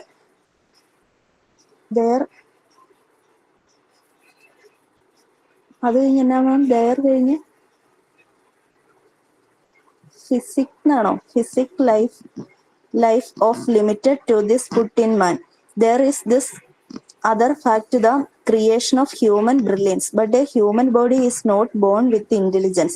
It develops as a result of communication with its environment and as the spiritual embryo unfold. Montessori opined. Yes, okay. So law of natural development പറഞ്ഞത് ഇതാണ്. Human ബേബീസും animal ബേബീസും തമ്മിലുള്ള difference notice ചെയ്തിട്ടുണ്ടോ എന്നുള്ളത്. ഞങ്ങൾ ചെറുപ്പത്തില് അമ്മ വീട്ടില് വെക്കേഷനൊക്കെ പോകുമ്പോ അവിടെ ഇങ്ങനെ ഈ പശുണ്ട് വീട്ടില്. അപ്പോ മിക്കവാറും ഈ വെക്കേഷൻ പോകുന്ന സമയത്ത് ഏതെങ്കിലുമൊക്കെ പശു 1-2 പശു ഉണ്ടെന്നുള്ളൂ. പശു ഇങ്ങനെ പ്രസവിക്കാറായിട്ട് നിൽക്കണ്ടാവും കേട്ടോ. ഞങ്ങളൊക്കെ ഇങ്ങനെ ആകാംക്ഷയോടുകൂടി നോക്കി കുഞ്ഞുങ്ങള് പിള്ളേരെല്ലാരും കൂടെ ഈ പശുവിന്റെ പ്രസവം. പക്ഷെ മിക്കവാറും അത് രാത്രിയായിരിക്കും നടക്കുക. ഞങ്ങൾ എല്ലാവരും ഉറങ്ങിയിട്ടുണ്ടാവും. രാവിലെ ഞങ്ങൾ എണീറ്റ് വരുമ്പോ കാണുന്ന കാഴ്ച, രാത്രി പ്രസവിച്ച പശുക്കുട്ടി ഉണ്ടല്ലോ, കിടാവ്, അതിങ്ങനെ തുള്ളിച്ചാടി ഓടി നടക്കും നമ്മുടെ കൂടെ കളിക്കാനും ഒക്കെ വരും. അപ്പൊ അത്ര പെട്ടെന്നാണ് അതിന്റെ ഡെവലപ്മെന്റ് നടക്കുന്നത് അല്ലെ. അനിമൽ ബേബീസിന്റെ ആ ഒരു ഡെവലപ്മെന്റ് പെട്ടെന്നാണ് നടക്കുന്നത്. അവര് കേപ്പബിൾ ആണ്. ബർത്ത് കഴിഞ്ഞ ഉടനെ ജനിച്ചു വീണ ഉടനെ തന്നെ അവരൊന്ന് വേച്ച് സ്ക്യൂം അറൗണ്ട് വേച്ചൊക്കെ ഒന്ന് പോവുമായിരിക്കും. പക്ഷെ കുറച്ച് കഴിയുമ്പോൾ അവർ സ്റ്റഡി ആവും, അവർ ഓടാൻ തുടങ്ങും. ഏറ്റവും വലിയ ജീവിയായ ലാൻഡിലെ ഏറ്റവും വലിയ ജീവിയായ ആനയുടെ കുട്ടി, ആനക്കുട്ടി വരെയും അങ്ങനെയാണ് അല്ലെ. അപ്പൊ അതാണ് കമ്പയർ ചെയ്ത് പറഞ്ഞത്. പക്ഷെ അതേസമയം ഹ്യൂമൻ ബേബീസിനോ തലയൊന്ന് ലിഫ്റ്റ് ചെയ്യാൻ തന്നെ ഒരാളുടെ സപ്പോർട്ട് വേണം. അവർക്കൊന്നും പറ്റില്ല, അവർക്ക് തന്നെ മൂവ് ചെയ്യാനും ഒന്നും പറ്റില്ല. അവരൊക്കെ ഹെൽപ്ലെസ് ആണ് കുറെ നാളത്തേക്ക്. ഓക്കെ, അപ്പൊ അവർക്ക് ജസ്റ്റ് കിടക്കുക, കരയുക എന്നല്ലാതെ വേറെ ഒന്നും അറിയില്ല. അതുപോലെ തന്നെ ഈ കടലാമകളും അവർ ഈ ബീച്ച് സൈഡിലേക്ക് മണലിലേക്ക് വന്നിട്ട് മുട്ടയിട്ടിട്ട് അവരങ്ങ് പോകും. ഈ മുട്ട വിരിഞ്ഞുണ്ടാകുന്ന കുഞ്ഞുങ്ങളോട് ആരും പറഞ്ഞു കൊടുക്കേണ്ട ആവശ്യമില്ല, കടലാണ് അവരുടെ വീട് എന്നുള്ളത്. അവര് മുട്ട വിരിഞ്ഞ ഉടനെ നേരെ കടലിലേക്ക് അങ്ങ് പോകും, നീന്തി അങ്ങ് പോകും. അതുപോലെ തന്നെ നമുക്കറിയാം കാങ്കുറുവിന്റെ ഒരു പ്രത്യേകത, വയറിലൊരു പൗച്ച് പോലെ ഉണ്ടല്ലേ, ഒരു സഞ്ചി പോലെ. ഈ കാങ്കുറുവിന്റെ ബേബി, അതൊന്ന് സ്പെല്ലിംഗ് കറക്റ്റ് ചെയ്യണേ. ലാസ്റ്റ് സെന്റൻസിലെ ജോയ് എന്നുള്ളത് കാങ്കുറുവിന്റെ കിഡിന് പറയുന്ന പേരാണ്. JOEY ആണ്, JOEY. ഈ ജോയ് പെട്ടെന്ന് തന്നെ അമ്മയുടെ പൗച്ചിലേക്ക് അങ്ങ് ചാടി കയറും ജനിച്ച ഉടനെ തന്നെ. കാരണം അതിന് ആരും പറഞ്ഞു കൊടുക്കേണ്ട ആവശ്യമില്ല, അതിനറിയാം അതിനിരിക്കാനുള്ള സ്ഥലമാണെന്ന്. നമുക്കൊന്നും അറിയില്ല, നമുക്കെല്ലാം ആരെങ്കിലും ചെയ്തു തരേണ്ടതായിട്ട് വരും. അപ്പോ ഈ അനിമൽസിൽ ഈ ഇൻബോൺ ആയിട്ട് ഇൻസ്റ്റിങ്സ് ഉണ്ട്, അത് അപ്പൊ തന്നെ അങ്ങ് ഡെവലപ്പ് ആയിട്ട് വരും, ഈ ഒരു ഇൻബോൺ പാറ്റേൺ, ഇൻസ്റ്റിങ്ക്റ്റ്. ഹ്യൂമൻസില് ഈ ഇൻബോൺ പാറ്റേൺ ഉണ്ട്, പക്ഷേ അത് സമയമെടുത്താണ് ഡെവലപ്പ് ആകുന്നത്. അനിമൽസിൽ അത് ഉടനെ തന്നെ ആവുന്നു. ഹ്യൂമൻസിലെ ആ ഇൻബോൺ ആയിട്ടുള്ള കാര്യങ്ങള്, ഇൻബോൺ പാറ്റേൺ, അതിന് സമയമെടുക്കും. അനിമൽസ് ജനിച്ച ഉടനെ തന്നെ അവരങ്ങ് ആക്റ്റീവായിട്ട് അവരവരുടെ ബിഹേവിയർ കാണിക്കാൻ തുടങ്ങും. അപ്പോൾ അവരുടെ ഫിസിക്കൽ ആയിട്ടുള്ള ലൈഫും സൈക്കിക്, മെന്റൽ ആയിട്ടുള്ള ലൈഫും, മാനസികമായിട്ടുള്ള ആ ജീവിതവും ശാരീരികമായിട്ടുള്ള രണ്ടിന്റെയും വളർച്ച ഒരേ സമയത്ത് തന്നെ അനിമൽസിന് സ്റ്റാർട്ട് ചെയ്യും. പക്ഷേ ഹ്യൂമന്റെ സൈക്കിക് ലൈഫ്, മാനസികമായിട്ടുള്ള ഡെവലപ്മെന്റ്, ആ ഒരു മെന്റൽ ഡെവലപ്മെന്റ്, അത് ടൈം എടുത്തിട്ടാണ് സ്റ്റാർട്ട് ചെയ്യുന്നത്. അപ്പൊ മറിയ മോntessori അതുകൊണ്ട് പറഞ്ഞ എന്താന്ന് വെച്ച് കഴിഞ്ഞാൽ, നമുക്കറിയാം കുഞ്ഞ് ഒരു ജീവന്റെ തുടിപ്പായിട്ട് അമ്മയുടെ യൂട്രസിനകത്ത് ആയി കഴിയുമ്പോഴേക്കും നമ്മൾ അതിനെ എംബ്രിയോ എന്ന് പറയും അല്ലെ, ഭ്രൂണം അല്ലെ, എംബ്രിയോ. അത് പിന്നെ മാസങ്ങൾ കൊണ്ട് പൂർണ്ണ വളർച്ചയായ ഒരു ബേബി ആയി കഴിയുമ്പോഴാണ് ഇത് പുറത്തേക്ക് വരുന്നത്, ഡെലിവറി ആയിട്ട് പുറത്തേക്ക് വരുന്നത്. അപ്പം ശരീരമെല്ലാം എല്ലാ പാർട്സുമായി, ഇന്റേണൽ എക്സ്റ്റേണൽ പാർട്സ് ഒക്കെ ആയി പൂർണ്ണ വളർച്ചയോടുകൂടി ബേബി പുറത്തു വരുന്നു. പക്ഷെ ഈ മറിയ മോntessori പറയുന്ന ഈ ബേബിയുടെ മനസ്സ് അപ്പോഴും എംബ്രിയോ സ്റ്റേറ്റിലാണെന്ന്. അത് ഭ്രൂണാവസ്ഥയിൽ തന്നെയാണ്, അത് ഡെവലപ്പ് ആയിട്ടില്ല. സൈക്കിക് ലൈഫ് അപ്പോഴും എംബ്രിയോ ആയിട്ടാണ് ഇരിക്കുന്നത്. അതുകൊണ്ട് ആ സൈക്കിക് ലൈഫിനെ മറിയ മോntessori വിളിച്ച പേരാണ് സ്പിരിച്വൽ എംബ്രിയോ. ക്ലിയർ ആയോ? നമ്മൾ ചില ആൾക്കാരെ കളിയാക്കില്ലേ, ശരീരം വലുതാണെങ്കിലും മനസ്സിപ്പോഴും വളർന്നിട്ടില്ല എന്നൊക്കെ നമ്മൾ പറഞ്ഞ് കളിയാക്കില്ലേ. സെയിം തന്നെ നമ്മളെ ഹ്യൂമൻ അങ്ങനെ തന്നെയാണ്. നമ്മുടെ ബോഡി എല്ലാ പാർട്സുമായിട്ട് നമ്മൾ പുറത്തേക്ക് ആ ഒരു ബേർത്ത് നടക്കുന്നു, പക്ഷേ നമ്മുടെ മനസ്സപ്പോഴും ബേർത്ത് ആയിട്ടില്ല, അതപ്പോഴും എംബ്രിയോ സ്റ്റേജിലാണ്, ഭ്രൂണാവസ്ഥയിലാണ്. അതിനെയാണ് മറിയ മോntessori സ്പിരിച്വൽ എംബ്രിയോ എന്ന് പറഞ്ഞത്. ഒപ്പീനിയൻ എന്ന് പറഞ്ഞാൽ ഒപ്പീനിയൻ, അവരവരുടെ അഭിപ്രായം പ്രകടിപ്പിച്ചത്. അപ്പൊ ഇതാണ് നമ്മൾ ഹ്യൂമൻ ബേബീസ് അനിമൽ ബേബീസിനെയും കമ്പയർ ചെയ്ത് നമ്മൾ പറഞ്ഞ കാര്യം. പക്ഷെ വൺസ് ഇൻഡിപെൻഡന്റ് ആകാൻ തുടങ്ങിക്കഴിഞ്ഞാൽ മനുഷ്യനോളം ശക്തിയും ബുദ്ധിയുള്ള ഒരു സ്പീഷീസ് ലോകത്ത് വേറെ എവിടെയില്ല എന്നാണ് പറയുന്നത്. ക്ലിയർ ആയി? നമ്മൾക്ക് ആ ഒരു ഹ്യൂമൻ ബീയിങ്ങിന് ഇല്ലാത്ത കഴിവ് വേറെ ഒരു ജീവിക്കും ഇല്ല എന്നാണ് പറയുന്നത്. സോ നെക്സ്റ്റ് അടുത്ത പാരഗ്രാഫ് മാത്രമായിട്ടൊന്ന് വായിക്കും. അപ്പൊ ഈ മനസ്സിനെ ഡെവലപ്പാക്കി എടുക്കുമ്പോഴാണ് നമ്മൾ പല കാര്യങ്ങളും തന്നെ ചെയ്യുന്നത്. അതിന് വേണ്ടിയിട്ട് നമ്മൾക്ക് എന്തൊക്കെ ചെയ്യാനായിട്ട് പറ്റും, അതാണ് മറിയ മോntessori പറയുന്നത്. അതിന് ഹെൽപ്പ് ചെയ്യുന്ന ഫാക്ടേഴ്സ് എന്തൊക്കെയാണ്, അതിനെ നെഗറ്റീവായി ബാധിക്കുന്ന ഫാക്ടേഴ്സ് ഉണ്ടോ, ഈ കാര്യങ്ങളെ കുറിച്ചൊക്കെയാണ് നമ്മൾ ഈ ചാപ്റ്ററിൽ പറയാനായിട്ട് പോകുന്നത്. ഈ ഒരു പാരഗ്രാഫ് മാത്രം ഒന്ന് റീഡ് ചെയ്യാമോ?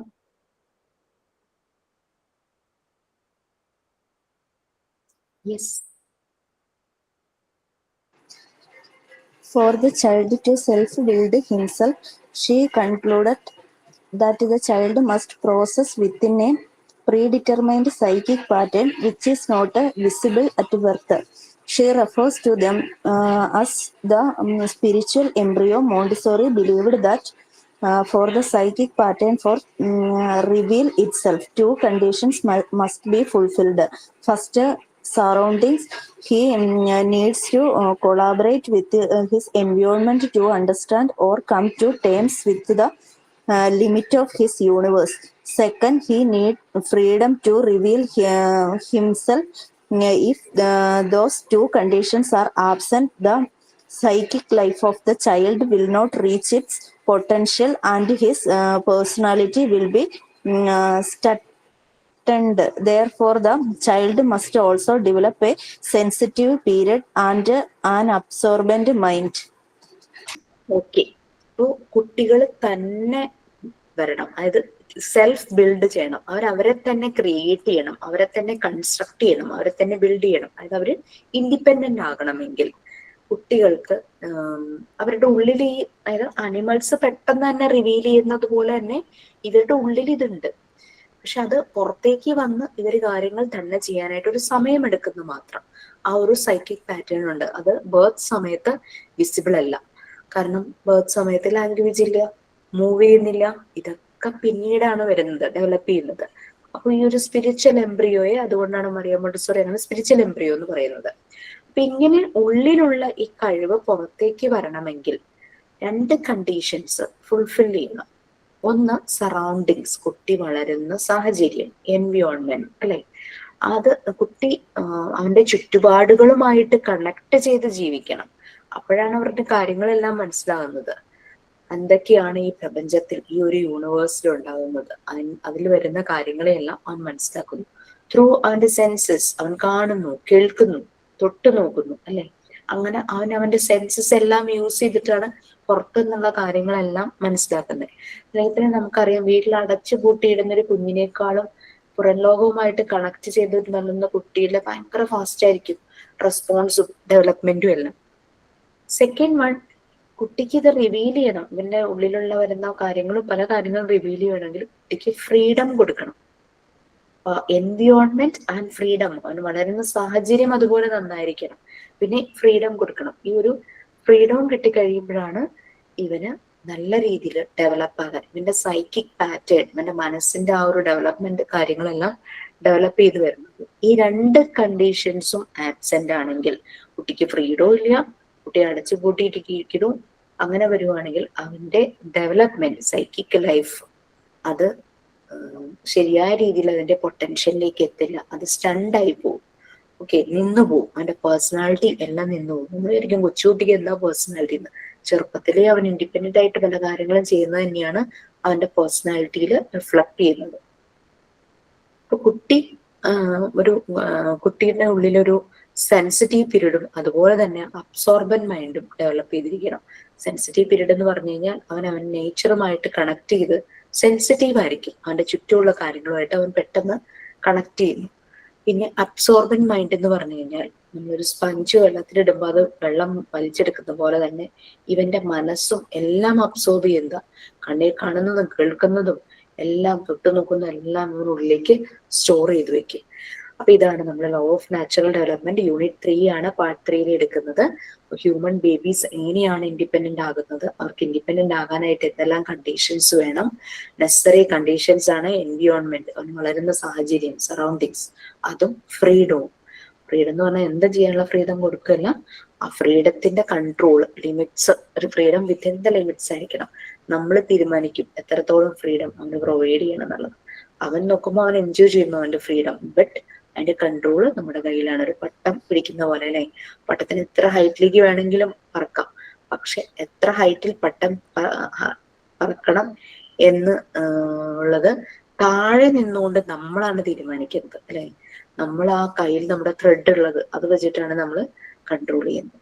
ഓക്കെ ഫൈൻ, നമുക്ക് അടുത്ത ക്ലാസ്സിൽ കാണാം. ഈ ഒരു ചാപ്റ്റേഴ്സ് ശരിക്കും നിങ്ങൾ വായിച്ചു നോക്കുന്നതിനേക്കാളും ക്ലാസ്സിൽ ഇരിക്കുമ്പോഴാണ് ക്ലിയർ ആവുക. വായിച്ചാൽ നമുക്ക് കുറെ കൺഫ്യൂഷൻ വരും, നമുക്ക് മനസ്സിലാതെ ഡൈജസ്റ്റ് ആവാത്ത കുറച്ച് ടോപ്പിക്സ് ആണ്. അപ്പൊ നമ്മൾ അതിങ്ങനെ ഇന്ററാക്ട് ചെയ്ത് പറഞ്ഞു പോകുന്നതായിരിക്കും നല്ലത്. പിന്നെ നെക്സ്റ്റ് വരുന്ന ടോപ്പിക്സ് നിങ്ങളൊന്ന് വായിച്ചിട്ട് വരുവാണെങ്കിൽ നിങ്ങൾക്കും ക്ലാസ് ലീഡ് ചെയ്യാം. അങ്ങനെ നമുക്ക് ക്ലാസ് എടുക്കാം. ക്ലാസ് ലീഡ് ചെയ്യാം. അഡീഷണൽ വരുന്ന കാര്യങ്ങൾ ഞാൻ ആഡ് ഓൺ ചെയ്യാം. നമുക്ക് ബാക്കിയുള്ളവർക്ക് ക്ലാസ് ഒരാൾ എടുക്കുന്നു, മറ്റുള്ളവർക്ക് അതിലേക്ക് കൂടുതൽ കാര്യങ്ങൾ എക്സ്പീരിയൻസസോ എന്തെങ്കിലും ഷെയർ ചെയ്യുകയാണെങ്കിൽ ഷെയർ ചെയ്യാം, ആഡ് ചെയ്യുകയാണെങ്കിൽ ആഡ് ചെയ്യാം. റെഡി ആണെങ്കിൽ നമുക്ക് നെക്സ്റ്റ് ക്ലാസ് ഓൺവേർഡ്സ് നമുക്ക് അങ്ങനെ ചെയ്യാം. Okay okay. സോ എന്തെങ്കിലും ഉണ്ടോ? വൈൻഡപ്പ് ചെയ്യാം.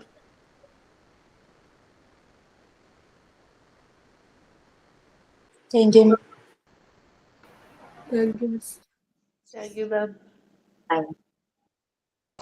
Thank you, ma'am.